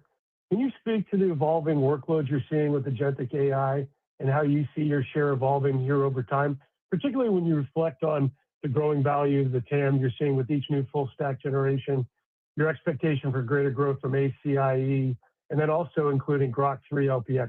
We'd love to hear your thoughts. Yeah, thanks, CJ.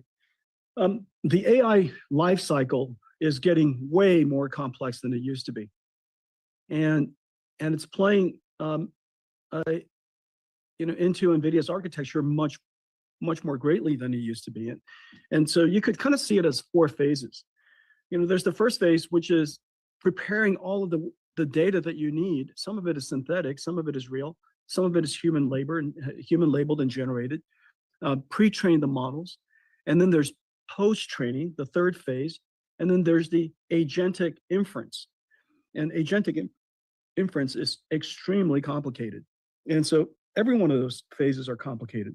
The thing that's really great about the NVIDIA architecture, and we created this with NVLink 72, and it was a big surprise on the world when we first created the world's first rack scale architecture. It was hardly easy, and it was very challenging building the first generation. We're now in our 3rd generation of NVLink 72 rack scale systems. We had to reinvent the entire supply chain, reinvent systems, reinvent the technology, redistribute our software, refactor our software. Everything, every aspect of it was hard.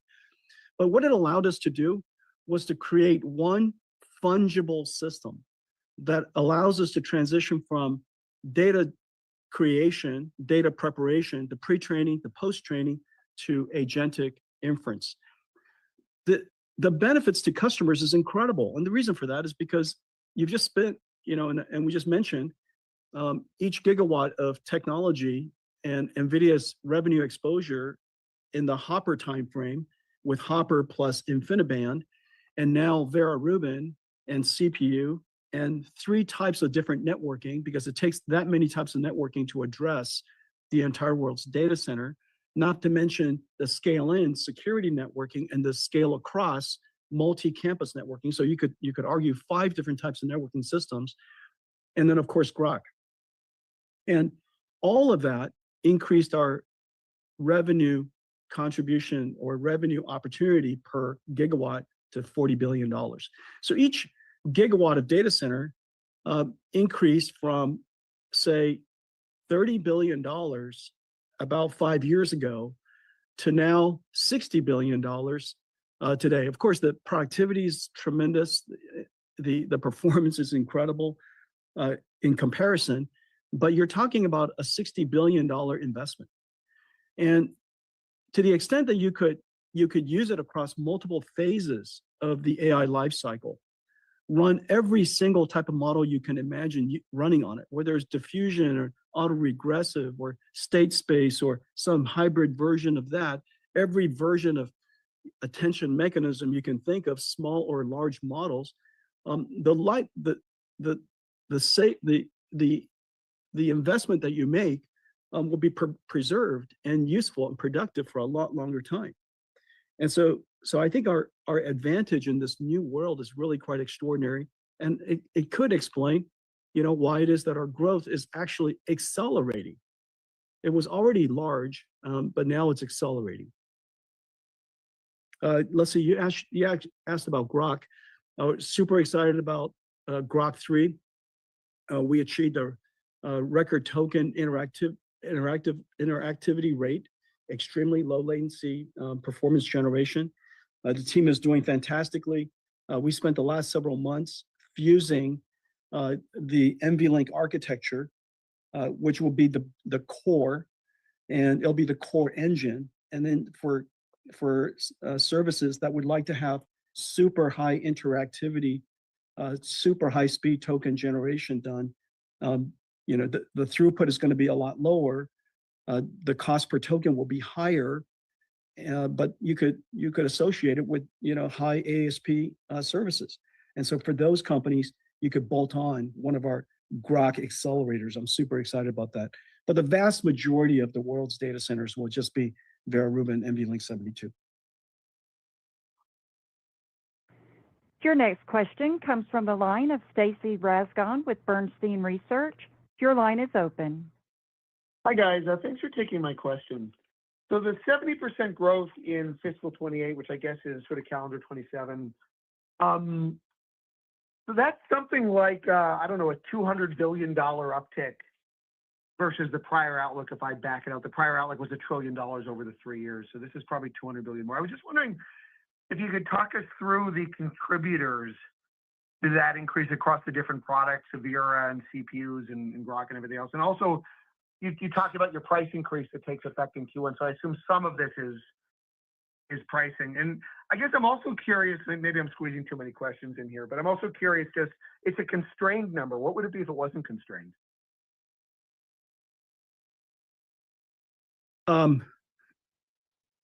The unconstrained would be a lot higher. It's we grew 100% year over year this year.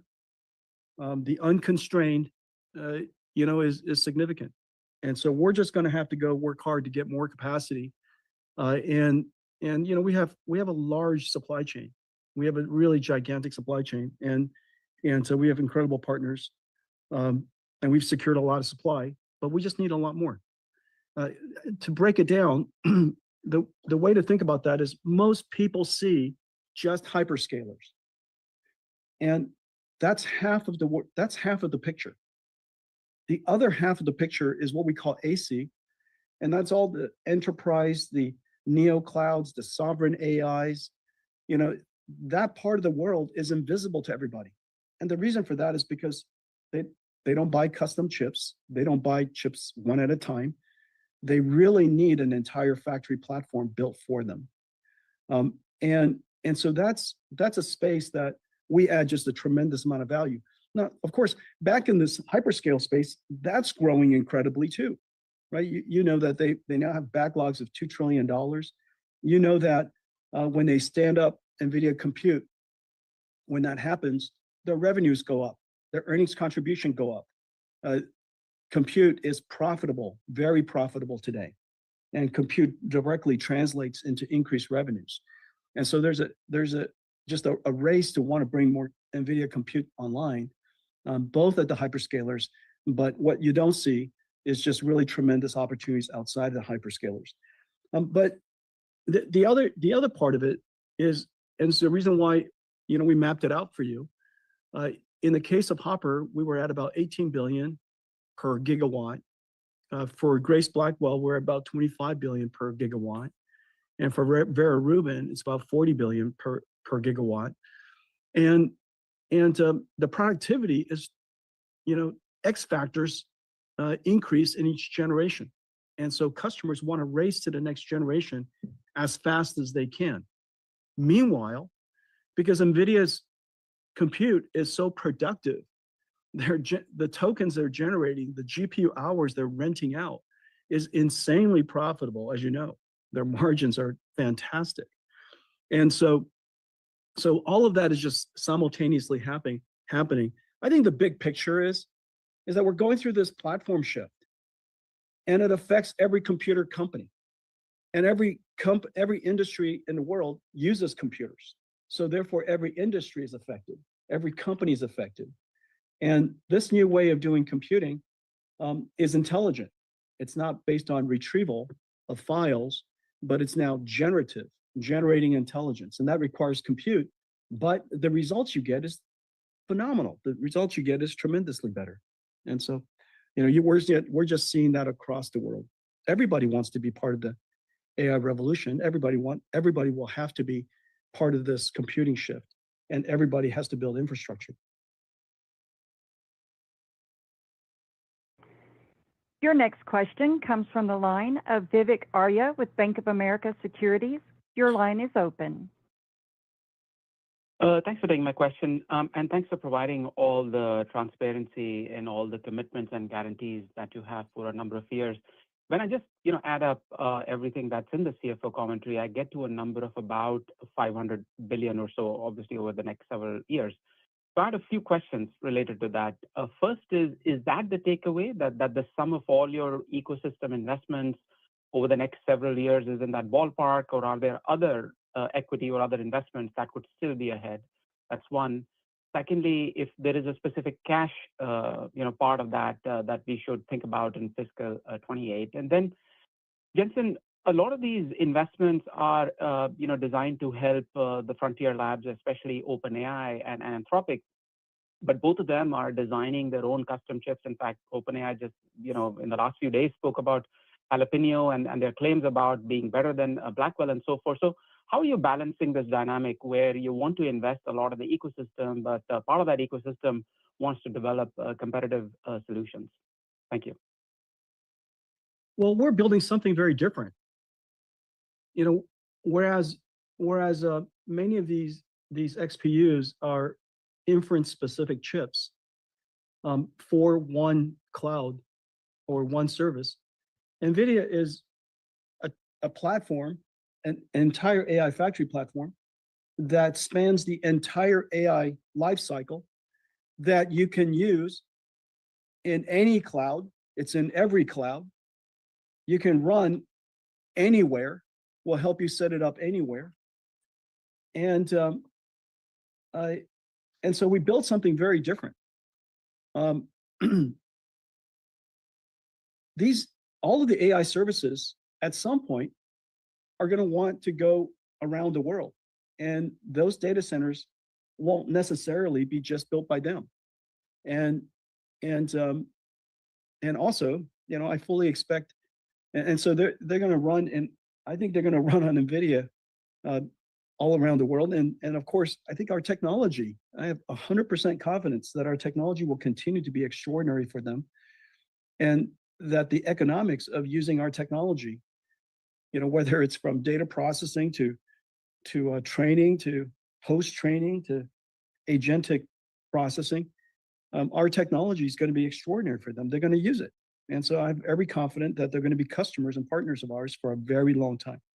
Now, having said that, taking a step backwards, investing in these two companies, or there are several AI labs that we've invested in, investing in these companies are once in a generation opportunity. I think the only regret that I have is that I didn't invest more and sooner. And two of the companies will likely go public soon, and others will follow. And these will be some of the most consequential technology companies in history. And so I'm delighted to be their friend. I'm delighted to partner with them. I'm delighted that they're building an ecosystem on top of the Nvidia architecture. I'm delighted that they're counting on us to scale up. And I have 100% confidence that, through quite a long period of time, they're going to be utilizing Nvidia compute for a lot of their computing. And so I feel great about it. So Vivek, let me add a little bit more regarding the commitments and the portion within those commitments, which is our supply commitments. This is essential. This is essential for the raising of Vera Rubin today, as well as all next year. You can see that those commitments, the biggest parts of them are in the first 3 years, and we will use that to build the products that we need. This what also gives us the confidence in terms of our growth and revenue, given how much we have already aligned in commitment in terms of our supply, as well as capacity that we would need.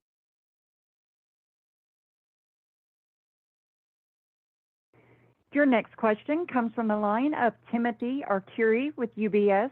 Your line is open. Hi, thanks a lot. Jensen, I wanted to ask about open source. There's a lot of talk about that these models could gain share for workload in the US. You're obviously well positioned with Nemotron, but on the other hand, a lot of the end demand is being driven by these big frontier model companies. So there's a lot of investors that equate open models as being negative for the growth of those companies. So how do you sort of put and take that? Do you see the rise of open models as being good for NVIDIA or ultimately negative? Thanks. The world will need both closed models and open models. And both closed models and open models are skyrocketing in use. I would say nearly all open models run on NVIDIA. And the reason for that is because NVIDIA's footprint around the world is the highest. And our architecture is the most fungible. It's everywhere. It's in PCs and edge devices like DGX Spark, which is doing great, all the way to robots and workstations and your on-prem data centers. Open models are doing incredibly well. Closed models we know are doing incredibly well. The Frontier Labs, their sales are skyrocketing. Their margins are fantastic. They're generating profitable tokens. They're only limited by the amount of compute. That is equally true for open models. And our position in open models is very good, because the CUDA ecosystem is literally everywhere. The open models are also foundational to just about every AI startup and every enterprise company around the world. It's vital to them. And the reason for that is because you should rent intelligence, strong intelligence, smart intelligence, wherever you can, which is the reason why, we rent it. And I encourage my employees to use the cloud services as much as they can. But every major company and surely every country and every startup needs to build their domain specific, their proprietary AI, their proprietary alpha. And the open models reaching frontier levels has made it possible, has enabled them to all do that. One of the areas where frontier models is vital is cybersecurity. You see the number of cybersecurity companies that are enabled by frontier models so that they could have massively distributed, continuously running autonomous cybersecurity systems to defend. Those companies are emerging. There's some amazing companies. They couldn't do it without open models. And so open models is both incredibly successful and has finally reached the frontier, but it's also vital to the American economy. It's vital to the world economy. It's vital to companies to build their own proprietary AI. You can't do it without one or the other. Both are going to be extraordinarily successful. And lastly, as you know, our market footprint of all AI models, I think we're the only platform, I'm fairly certain we're the only platform that runs every frontier model. And whether it's closed or open. Most of them were built on NVIDIA, and so they run great on NVIDIA. And so we're delighted by any model succeeding, so long as models succeed. I'm very happy. And both closed and open models are going to succeed, and they're both simultaneously driving our sales. Your next question comes from the line of Ben Brightsis with Melius Research. Your line is open. Yeah, hey, thanks. I wanted to ask you a question, Jensen, about demand in a different way. You talked about demand growing 100% next year, and I wanted to kind of get a sense for a couple things driving that and even beyond that. And there's two concepts here. There's recursive self-improvement, which apparently at Anthropic and OpenAI is going very well with AI that improves itself. And even OpenAI said they could hit AGI by the end of this year. And with the developments in RSI as well as AGI, what happens to industry demand? Does it inflect further? And what does it mean for NVIDIA when those things take place? And how are you looking at that as a demand catalyst? Thanks. I appreciate that. It's going to inflect further. Today, the vast majority of AI is prompted by people. I believe that this last month, it has crossed. Most AI are now agentic, but in the future, every company will have a whole bunch of agents. We have 40,000 employees roughly. In the future, we'll have 400,000 agents, 4 million agents, and those agents are running continuously. They're running in the background. If you know anybody who builds edge, personal AI agents, and they run it on their like a DGX Spark, and I know a lot of people who run it on DGX stations. This incredible workstation that we've built, and you can buy it from Dell, and they're incredible. And these AI agents running on a DGX station runs 24/7 because you got stuff for it to do all the time. And so when the world goes to fully agentic systems, you're going to have agents running all the time, working with other agents running all the time, and those will be working in the background, improving your company, improving your lives. In a lot of ways, we're kind of recursive at this point. And you could argue it's coarse grained, but every time you run through an agent, it reflects on how it could do a better job next time, and it updates the skill file. And so the skills document, the markdown, is updated at the end of every single one of them. And so next time you run it, it's going to get better. It's a kind of a loosely coarse grained self-improvement. And so you see that all over always. And so in a lot of ways, and for many tasks, we could say that we've already achieved AGI. I think all of those milestones and all those, they're kind of senseless at this point. I think the most important thing that matters for the industry is that, one, AI is now doing productive and useful work. Two, AI is generating profitable tokens. And three, if we had more compute, we could generate more profitable tokens, which results in more profit for all of the services. This is the exact phase where we're at, which is the reason why everybody's leaning in. Your next question comes from the line of Jim Schneider with Goldman Sachs. Your line is open. Good afternoon. Thank you for taking my question. If you think about the 100% growth you talked about in terms of the unconstrained demand growth you're expecting, the 70% you expect to fulfill in terms of supply, can you maybe talk about or rank order some of the most acute constraints, whether that be things like data center power and shell availability, DRAM, wafer foundry availability, et cetera? If you could maybe help us understand, which are the biggest among those, that would be very helpful. Thank you. There's something funny I could say, but I'm going to just not. Last year, one of the funnest things to do is just to go figure out where I go for dinner and who I have dinner with.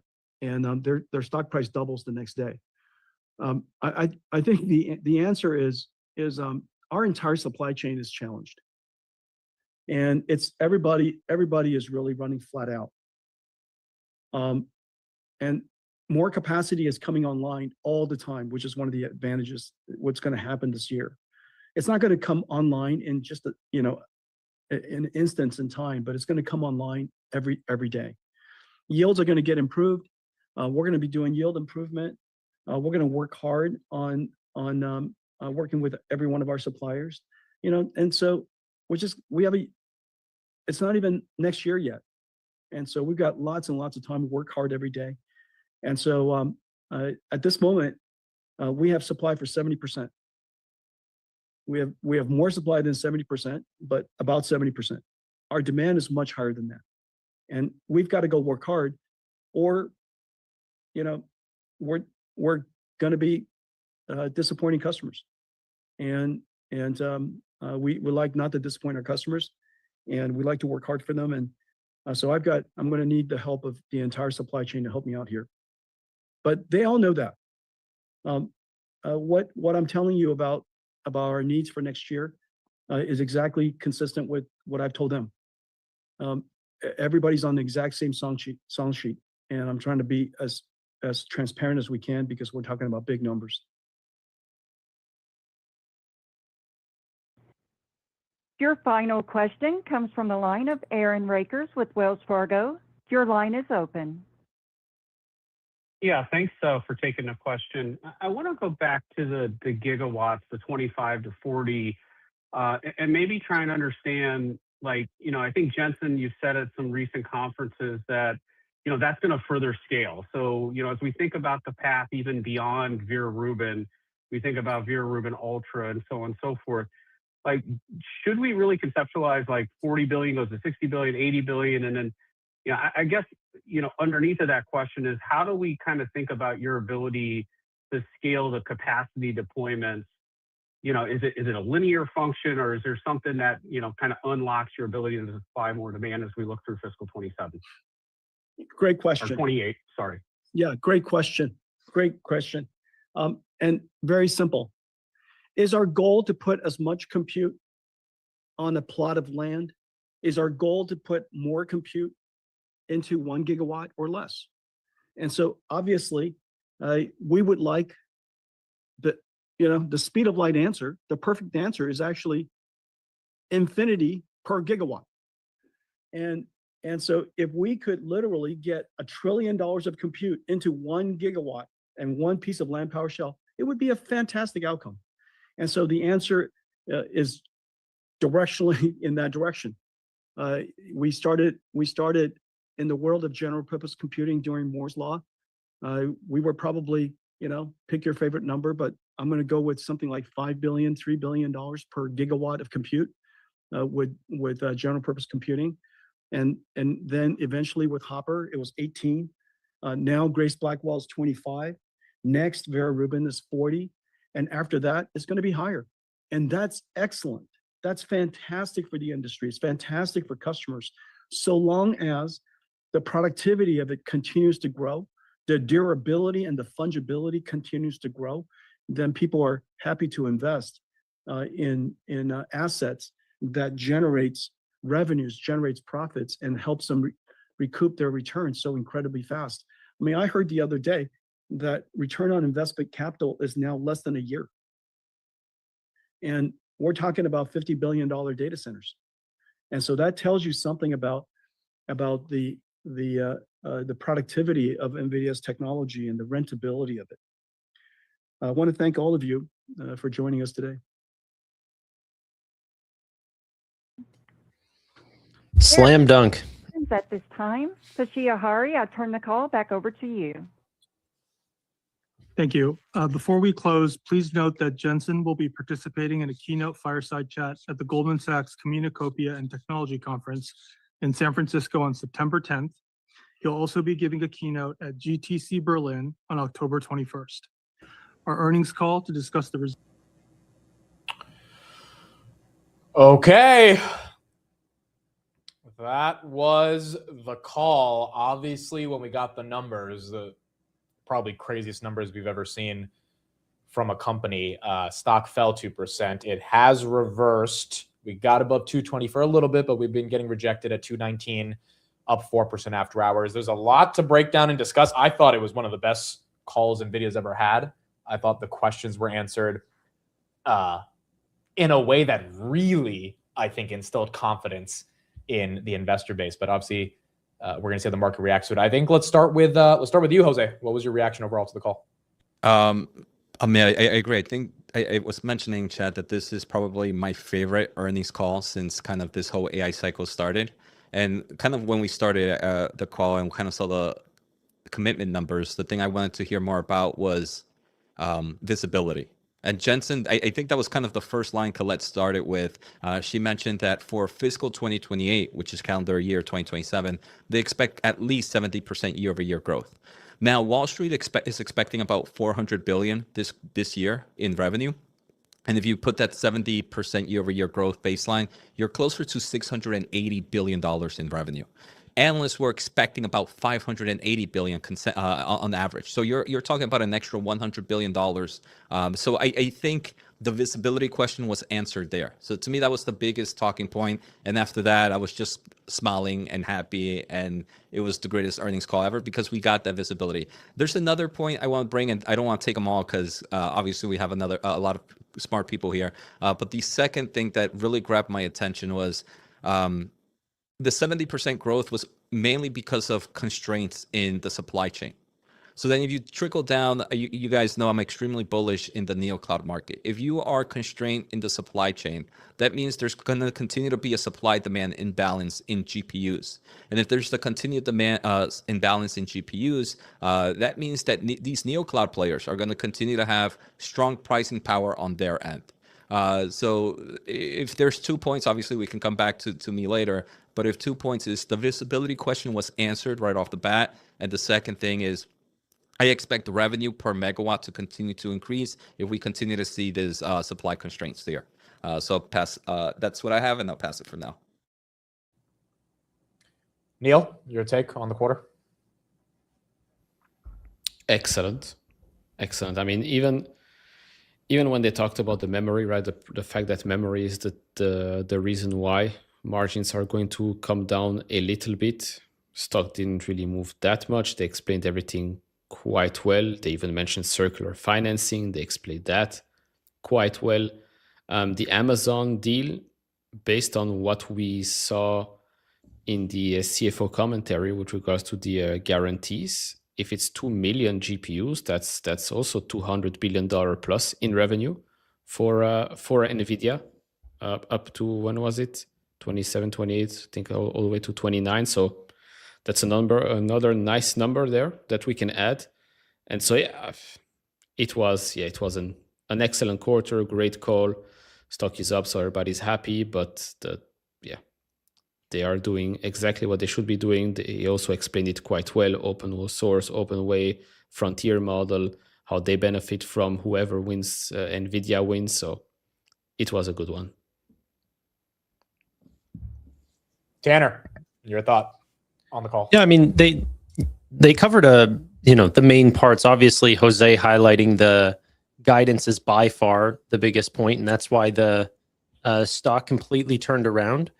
I think that there could be, for real possibility for Q4 of calendar year 2027, of them potentially putting up a quarter of $200 billion. Because this is their own guidance. Every single quarter, they've had higher beats, quite large beats versus their own expectation, beating by 4, 5, 6% a quarter.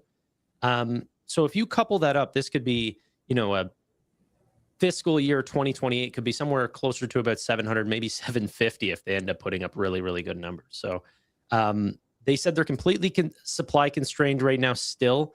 They said to Stacy Raskin, if they were unconstrained, the numbers would be much higher.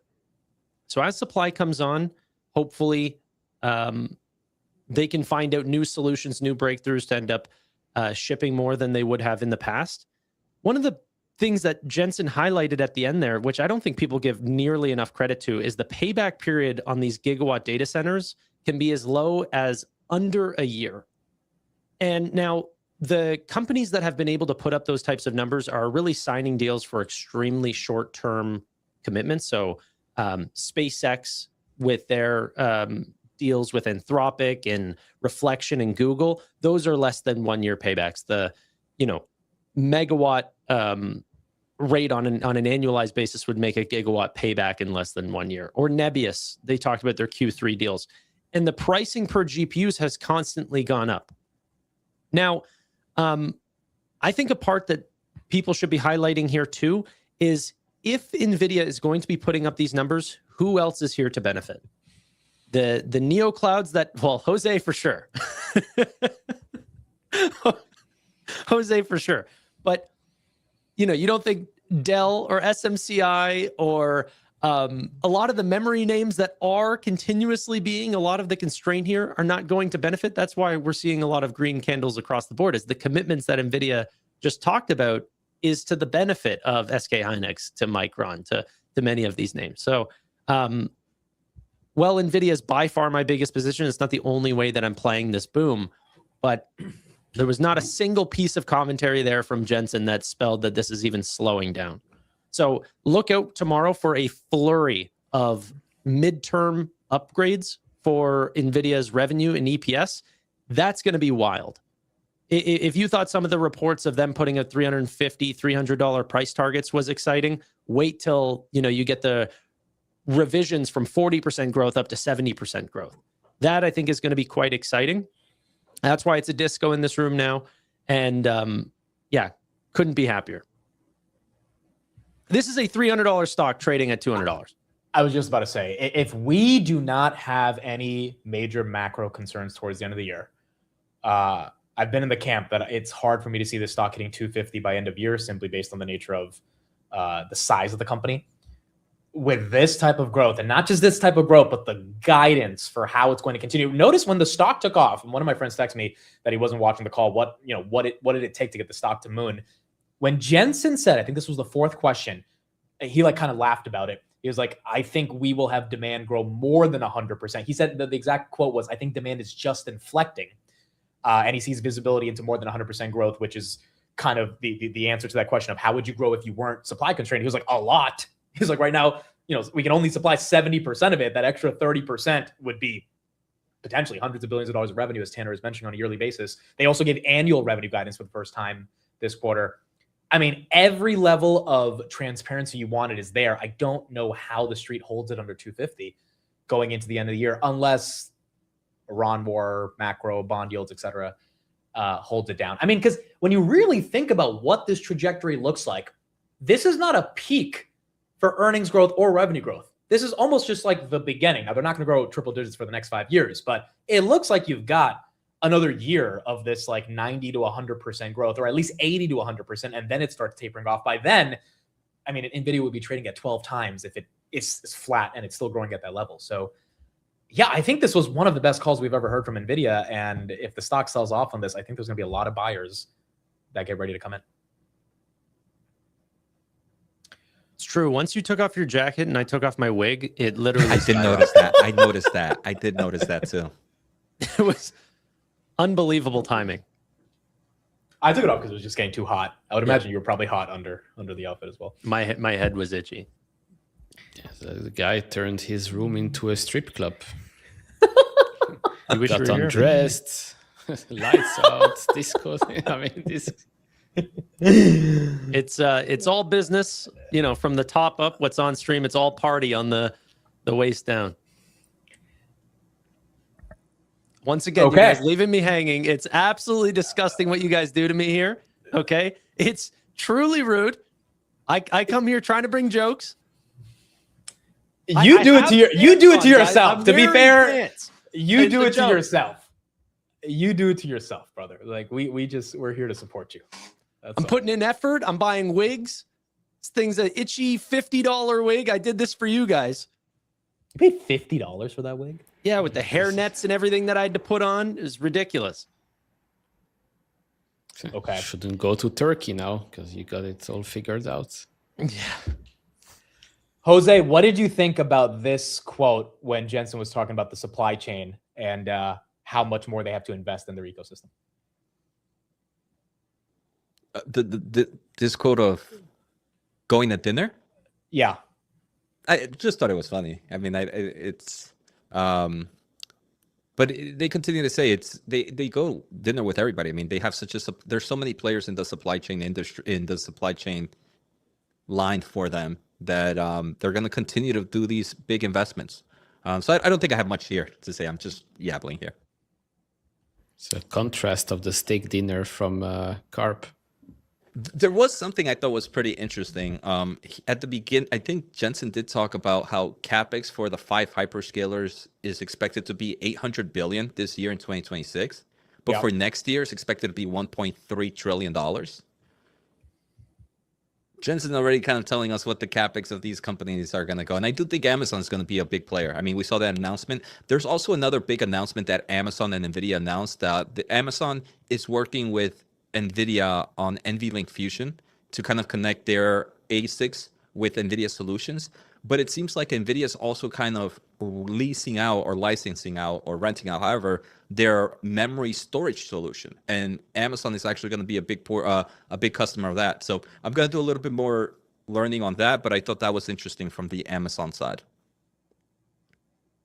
Yeah, one thing I'll highlight about the CapEx numbers, there were some Goldman Sachs reports that said it would be 1.4 trillion next year, and I think many people brushed that off, and maybe they were slightly high.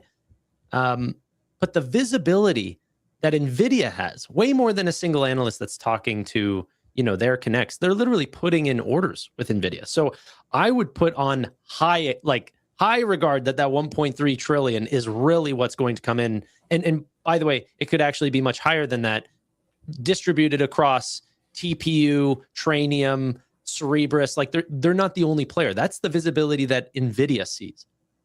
So there's a wild amount of spend that's expected to come in. Yeah, and I wonder. Sorry, go ahead, Neil. I've done too much. A quick one here on. Actually, if I check on fiscal, the expectations for CapEx, if I include Google, Microsoft, Amazon, SpaceX, Meta, Oracle, Nebius, and CoreWeave, I'm at $1.26 trillion for 2027 and 1.4 for 2028. So lower, even though you included other names that aren't even hyperscalers. Correcto. Yeah, that's crazy. And I was going to say, I wonder if that 1.3 trillion is taking into account only a 70% growth due to supply chain. Like, what happens if that supply chain, if Jensen goes, oh, I actually have extra supply that we ended up building something a lot faster, is that CapEx actually closer to that $1.4 trillion? Yeah, I think that's a great point, Tanner, on the visibility. I mean, we know that Google said 190, Amazon said 220, Meta's probably going to be that 200 range, so will Microsoft, but it's probably going to be a bit more, just like it was this year, because Jensen's probably collecting the orders already, and so are all the other stocks in the supply chain. I also thought addressing the circular financing stuff head on was really important. Colette, I think this was in the first 5 minutes, she was like, some of you may call this circular financing. We see it differently. Now, you will have people that say you can call it whatever the hell you want to call it. It's still circular. But the fact that they're addressing this stuff head on and saying, look, this is what we're doing. She made it very explicit that these are not loans that NVIDIA is giving. It's protecting their balance sheet. But this is important to proliferate the advance of AI. By the way, Jensen's going to be on CNBC in a bit. So as soon as he's on, I'll pull him up. I thought that was important. And I thought that gave the street a little bit of clarity as well. Also, the open source question I thought was important. Jensen gave you the same answer he's been given for a couple months now, which is that you need both open source and Frontier Labs. And Frontier Labs, he seemed relatively excited about the IPO for OpenAI and Anthropic. At the end of the day, it's important that those companies win for GPU demand to continue to be strong, at least in the short term for NVIDIA. But obviously, if open source proliferates beyond those companies, they still will have the demand. But he said both are needed. And so I think every question from every angle, did anyone, put in the chat, did anyone find a red flag in the answers? Did anyone feel a little weird because there's always something like that on these NVIDIA earnings calls. And I don't even think we're trying to hype it up right here. It's like the stock, is lower than where it was last Tuesday. It really just felt like a good call with transparent and explicit answers that we needed. Yeah, I think the amount of glazing I'm doing would be the same if the stock price was down. Yeah, I agree. And I think if the NASDAQ was up a lot more after hours, NVIDIA would be, crushing 225 right here. But the fact that it's still being held down a little bit, tomorrow will be really interesting if it dumps at the open and they once again take it down. And I really want, if they take it down, I wonder if they take Micron and Nebius and Bloom. All of these are up 4 to 5% after hours. And I think for good reason. If NVIDIA is ready to have these many commitments, explicitly they are saying the trajectory of earnings growth for the entire supply chain, not just them, is going to go on for at least another year, if not 2 years. And if that's the case, these earnings, make the multiples look cheap. DRAM up after hours as well with memory. Neil, you've been one of the earliest investors here to Micron. I think, well, here's the broader question on Micron and everything else. Do you think this was the earnings that can get memory back to all-time highs and as a result take semis in general back to all-time highs? Probably we have to wait until Micron reports, which, couple of weeks from now. Logically speaking, it should be above $1,000 per share, Micron, just based on everything every other company has told us over the last couple of weeks. It purely benefits a Micron, a SK Hynix, and things like that, and yet the stock is still around $900 per share. So I think the big move, we will have to wait until Micron reports. And even then, I think if we go back to, what was it, SanDisk's, I think you and Tanner covered that. The questions were about, okay, cool, you're growing now, you see insane amount of growth, but what about 27, 28, 29? It's always about what comes next, what comes next. And okay, that's fine. If the market is skeptical, I guess they'll keep asking the question. But I go back to my previous point that I made. It's, you can be skeptical about every other company's growth as well. If you talk about 3 years down the line, there is no single company that can really predict what happens 3 years down the line. And yet right now with the memory players, we're talking here about names that are what, low double digits PEs, super profitable, generating tens of billions of dollars in free cash flow. By the way, Micron is not allowed to buy any shares until December. After December, I am very, very sure that they'll announce a huge buyback program that will help the name. And so again, it's just a matter of when the pop happens, not if, because every time you hear these executive talk, they say time and time again, you might not believe them, which is fine, but this cycle is a bit different than the previous ones. Yeah, that's a really important point, Neil. I think there was a report out talking about through 2028 they can buy something like 40% of their shares back by 2028, Micron, based on their projected free cash flow, or operating cash flow, I should say.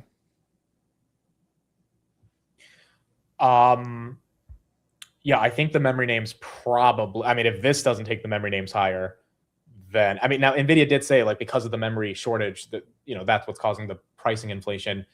But at the end of the day, that's not bearish the memory names. Maybe it's bearish the trajectory of how much those margins can go higher. But at the PEs they're trading at, it's not necessarily bearish. Jensen will be on in a second, and then we'll see what he continues to further say. The neoclouds are ripping, as Nvidia explicitly mentioned that the neoclouds will be a big beneficiary of this new product that allows them to kind of split the revenue with them. Jose, we got a question for you in a super chat. How does this call make you feel about AMD? I'm still good. I mean, compute constraint, right? Compute constraint. So you're going to be able to, it's not always like this, but we're currently in the market where you're going to buy all the chips you can get. Now, for me, my bullish thesis has never been AMD was going to destroy Nvidia. And for that reason, I still believe this is strong for AMD.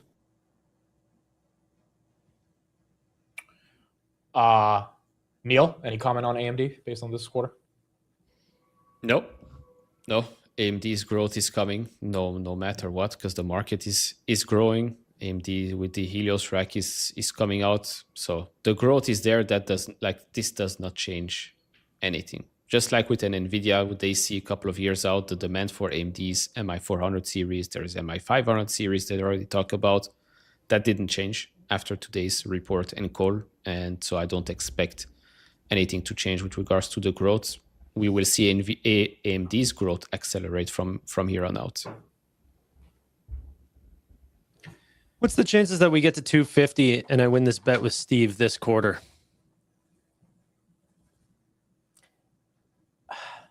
Look, I think off the back of those earnings, I think 250 gets hit soon. The problem is we could have said that for the last 2 quarters. I know this one was even more exceptional, but there is something about this name, whether it's 8% of the S&P 500 or 5 trillion, that the street is not letting it. Maybe this is the one that breaks it. Well, but I feel like the reason why I say that, I think the real difference is not just another quarter worth of earnings, but it's because of that additional next year guidance that really, like, the upgrades I think are going to be really significant this time around. Either way, you know, I'll have the disco ball going as long as we stay above 250. And I also got this for 250 just in case, but we haven't got there yet. But if I have to blow the horn, I will. Okay, I don't have a bell, not here to steal any valor, but I will siren this whole house. Okay, my wife's going to be freaking out. But if we have 250, I can get a new house if she burns it down. I will be very excited to turn into the live stream the day we hit 250. There you go. Cyber. I also think if we hit 250, dude, S&P's got to be pushing 8,000. Like, it's just too big of a company for the S&P to be flat. So I think that's also part of the reason that if we get 250, it's got to be a market moving thing. Which what would really get us there more than Nvidia earnings is Trump announcing a ceasefire, like a legit one, or a deal, full on deal. Yeah, I think that gets us there as well. Okay, are people happy? I mean, I know the stock's up a little bit more now, so people are probably happy, but it does feel like this company, I think Jensen will be on in about 2 minutes, is getting what it deserves here, at least to an extent, after hours. Tanner, I really like your lights, and your jokes have been really great. I'm sorry for muting myself when I laugh. I'll try to do better. Jose, brother, you've always been the biggest supporter, and I know that you're on my side. You're Tanner, welcome on the channel any day. Tanner, you know he's being sarcastic, right? No, he's not, dude. He is no, absolutely being. Did you not hear the way he just said that? Like, he spoke like an AI. It's like an AI literally. response after you asked something and the response was completely wrong. It's like, I'm sorry, you are correct. I was mistaken. Amit's trying to yuck my yum, dude. Let me have this, okay? What is this a Canadian yuck your yum? You're poo-pooing all over my happy days. Is that me, or has anyone heard that? That was good. I like that. I don't know if that is a Canadian thing or not, but I've definitely heard yuck your yum. I've never heard that before, but okay. What else happened in this call? I mean, I think we covered most of the stuff. Open source, memory. They didn't mention SpaceX. I was kind of surprised he didn't give a nod to Elon on anything. I thought he would, given how much Elon is exclusively working with him. When he mentioned Grok, I thought he was talking about Grok, and then I realized he was talking about the other Grok. That was kind of, I don't know, a little weird, but not that big of a deal. They did mention Nebius. Did they mention CoreWeave? They didn't mention Iren. I think they explicitly did mention Nebius, which got that thing moving a little bit. Yeah, a few times. It was nice. Nebius, yeah. Iren reports tomorrow. I mean, Nvidia gave them the perfect layup to actually move the stock tomorrow after their report, so they better not screw it up. Yeah, I think Iren has a good framework to crush earnings now. Cybersecurity, you mentioned a ton. Now, CrowdStrike, look, they beat earnings by 1%. This stock is on its way to trading at almost like 70, 80 times sales. So I still think the multiple is intense, but when you got Jensen talking about cybersecurity, when you got George Kurtz basically talking about how Mythos made this their moment, I think that revenue growth has to accelerate, and it probably will, which is why investors are giving it a 10% move right here. Same thing with Palo Alto Networks. So you got all parts of the stack. Salesforce obviously getting a big move here, that Jensen has been saying for months now that these companies are not going to be dead. The semis are going to benefit. The software names are going to benefit. You had Dario finally come out and say, we're not trying to kill the software companies. I mean, he hasn't explicitly said that. It would be nice if he said that in February when everything was collapsing, but he didn't. So now that it's kind of obvious that's not going to happen, I think to an extent, Anthropic liked the marketing that, I mean, they were raising money at the time. It's really easy to get money from VCs when you're raising a couple $100 billion. When the VCs think that you're going to take over every existing software as a service business. So now months later that's not going to be the case, it makes sense that he's on the software train. It feels like a lot of stuff is coming together in this broader AI ecosystem. Real quick, Jose, did you see, I don't know if the Jensen thing's happening soon, so just cut me off. But did you see the N-Scale Anthropic deal? Yeah, 45 billion? Yeah, insane. But did you do a little bit of math on that? It seems like not that good of pricing for N-Scale. It was like high teens, right? High teens, millions per. I didn't do that. I saw it online, but it was like 16 million or something. Yeah, I wanted to see like what it included. Was it just pure, like bare metal, or was there anything else included into that? So I think that's one important thing. And also with the longer timelines, I do think you expect a little bit cheaper than it, but it's more what they're offering with. All right, Jensen is live. frankly, blowout. You expect to grow about 70% in fiscal 2028. The street was looking for roughly 45%. What gives you that confidence, and how the heck could you do it? Well, it's not easy, but let's say, first of all, demand is super strong, and incredibly, it's accelerating. You know, obviously, we're already a very large company, but to be able to grow continuously and now to accelerate our growth is pretty extraordinary. Now, what's happening underneath, the things that are going on, number one, is that AI is now useful. It's doing productive work. And the tokens that are being generated by these AI labs are now profitable.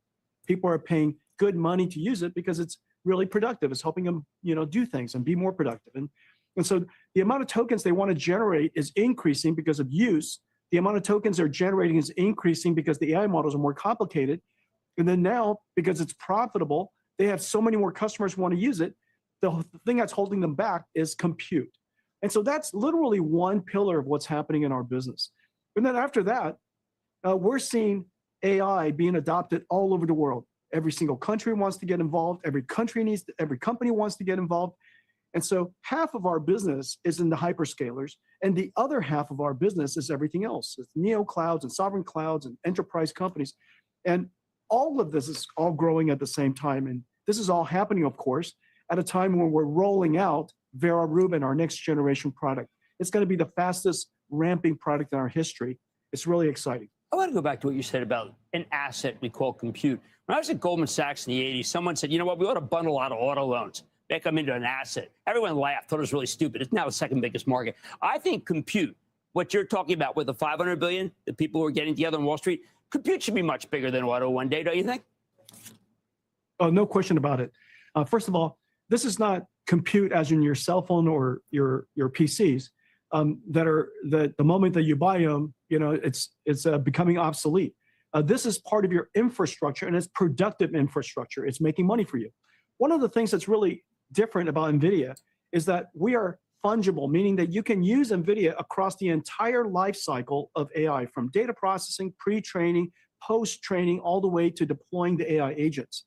That's number one. Number two, we literally run every single model. We're the only company that I know that runs every single frontier model, every closed model, every open model. It's built on NVIDIA. It runs on NVIDIA.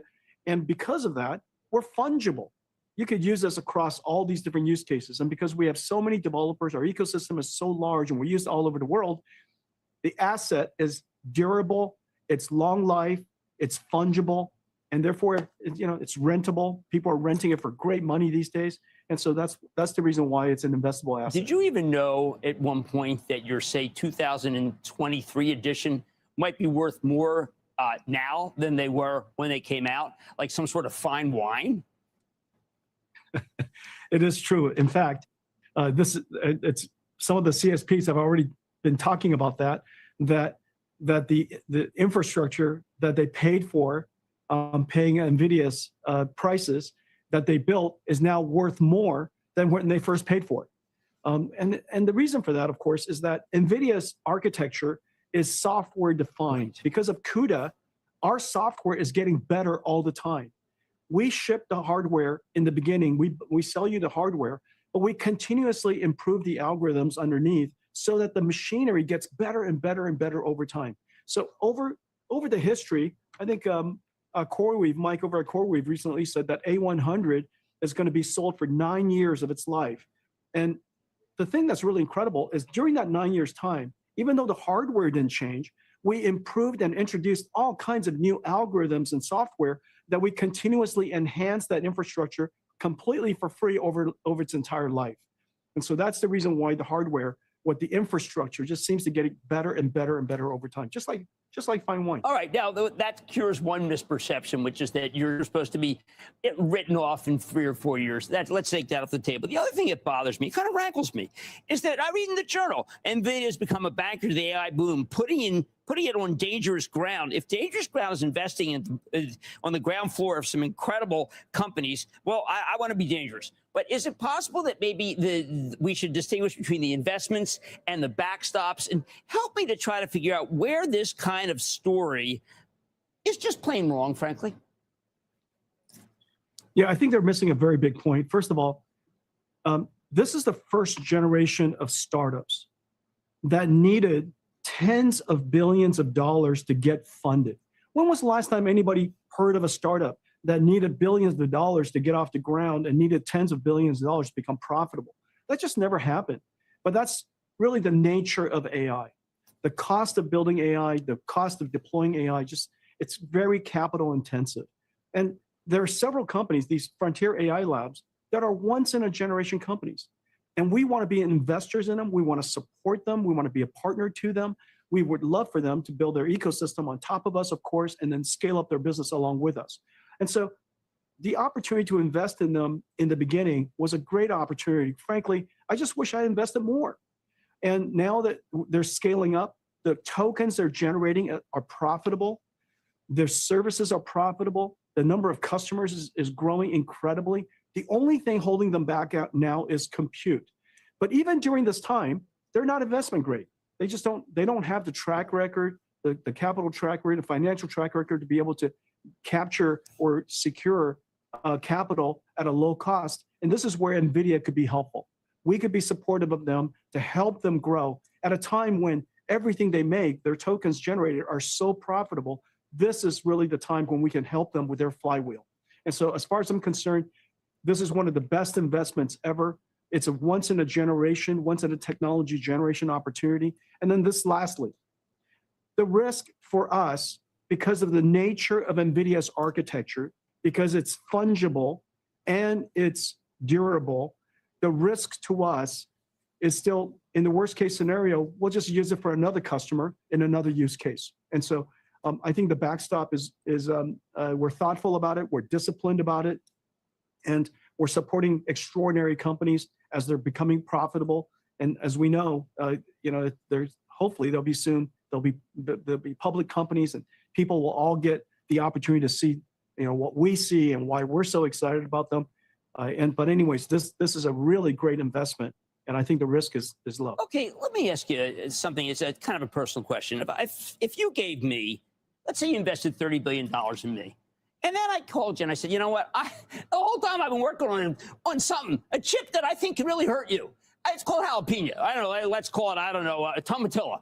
And you said to me, well, that's fine. Would you really say that's fine? Because I personally would be hurt if OpenAI did to what they do to NVIDIA if they did to me. I'm okay with it, yeah. Jim. There's so many XPUs that are being announced.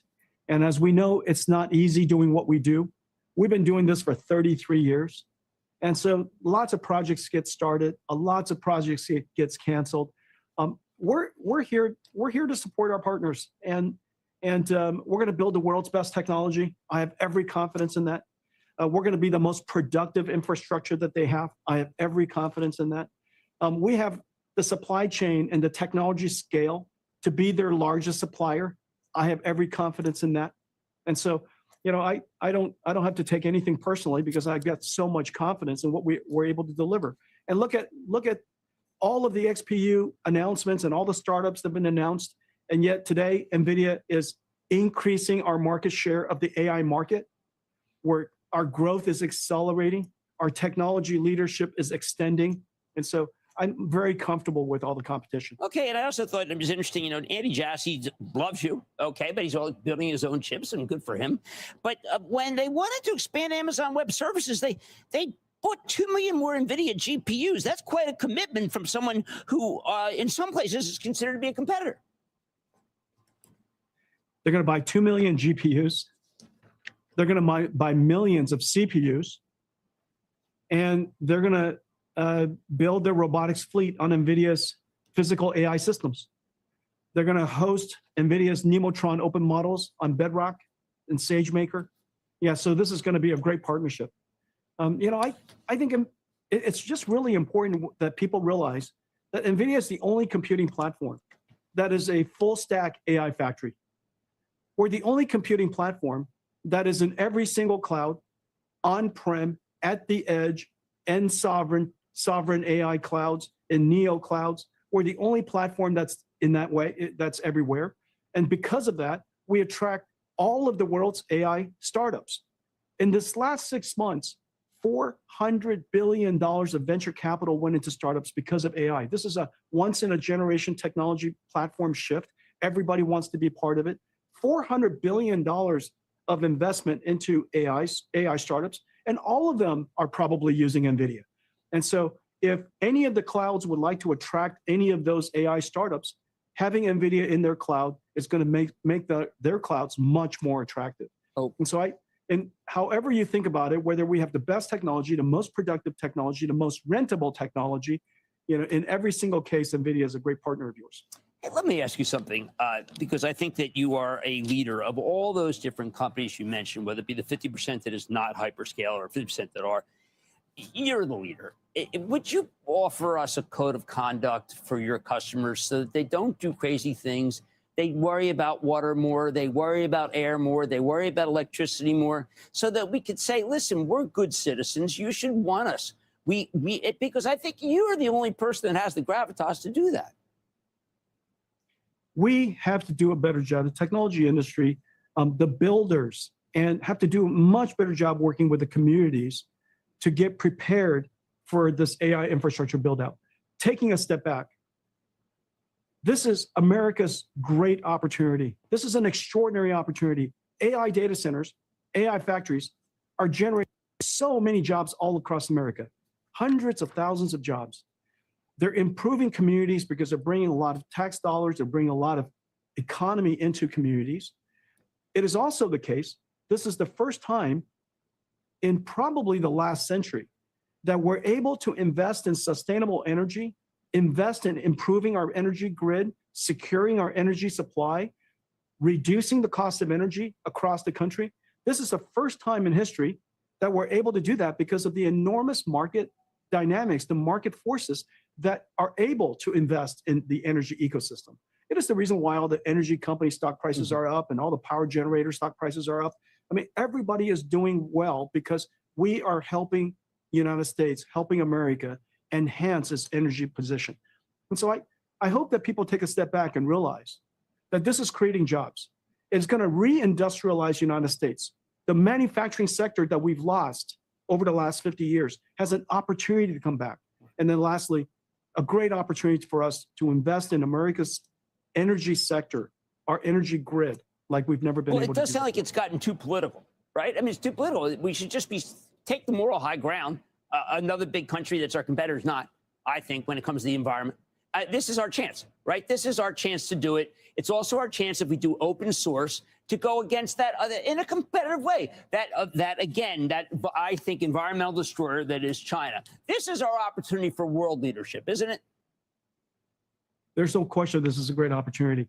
Hey, listen, this is a technology that was invented here. This is a technology that has been advanced here. We have to make sure that our communities, our society, all of our companies, all of our people in the United States embrace this technology so that we can take advantage of what this technology could do for all of our ecosystems, all of our economy, and all of our societies. And so this is one extraordinary opportunity. We can't allow AI to not diffuse across all of the industries. Right. We must make sure we embrace this technology, adopt it, and take advantage of it. Okay. Otherwise, we're going to get left behind. I know. Now, Apple, a company I know you have tremendous respect for, they felt like you that their stock was very undervalued. I mean, you're just selling arguably at 16 times 28 earnings. That seems ridiculous to me. Is it time to make that buyback much bigger than the roughly $98.5 billion left to buy? Why not double that? Why not do what Luca Maestri did? He's such a great CFO. You have such a great CFO, Colette Kress. Huddle with her. Just huddle with her and come up with a number more befitting of how cheap your stock is. Best investment of all these things you're talking about. We are going to, I appreciate that. We are going to return cash to our shareholders. We're going to buy back stock and buy back stock. All the excess cash net of what we need for strategy and operations. And we are going to generate a lot more free cash flow next year than this year. Oh, good. Furthermore, this year we have several very large investments. And those large investments in the AI labs are not going to repeat. The opportunity for me to invest in these frontier AI labs is not going to happen again. Right. And the reason for that is because I expect them to go public. And so the money we've invested is going to generate tremendous returns. But I doubt that I'll have the opportunity to invest more. And so next year, we're going to have tremendous amount of free cash flow. We, this last quarter, bought back 60%, and we're going to increase that going forward. So I think we feel the same way. Buying back Nvidia stock is a tremendous opportunity. Cheapest asset out there. Well, look, Jensen, I wanted to thank you. Just a remarkable quarter. And thank you for explaining all that stuff about you being the financier. I mean, to me, you've been one unbelievable investor in all the years I've known you. You've got the best record of anyone I've ever talked to. So why shouldn't you do investing? Thank you so much for coming on the show. I really appreciate it. It's great to see you, sir. Great to see you, Joe. Excellent. Okay, that's Jensen Huang, CEO and founder of Nvidia, after a quarter that only takes it. I mean, I thought the answers to every single one of those questions was in line with the earnings call. It's just really, really good communication from Jensen here. Yeah. Was for real, the question around water use and power and the more environmental questions, how much is that an Nvidia question versus like a Vertiv question? Like, you know what I mean? Obviously, the GPU and the actual chip side does play a part, but they're not playing the major part here. I just think maybe, Jim obviously wanted to ask that question that might be on people's mind. No, he's probably using, because if Jensen speaks, it's Jensen. I can't even name the CEO of Vertiv. So yeah, that's like if Jensen says something, then I assume the whole industry will just say, okay, yeah, you're right, we should do it.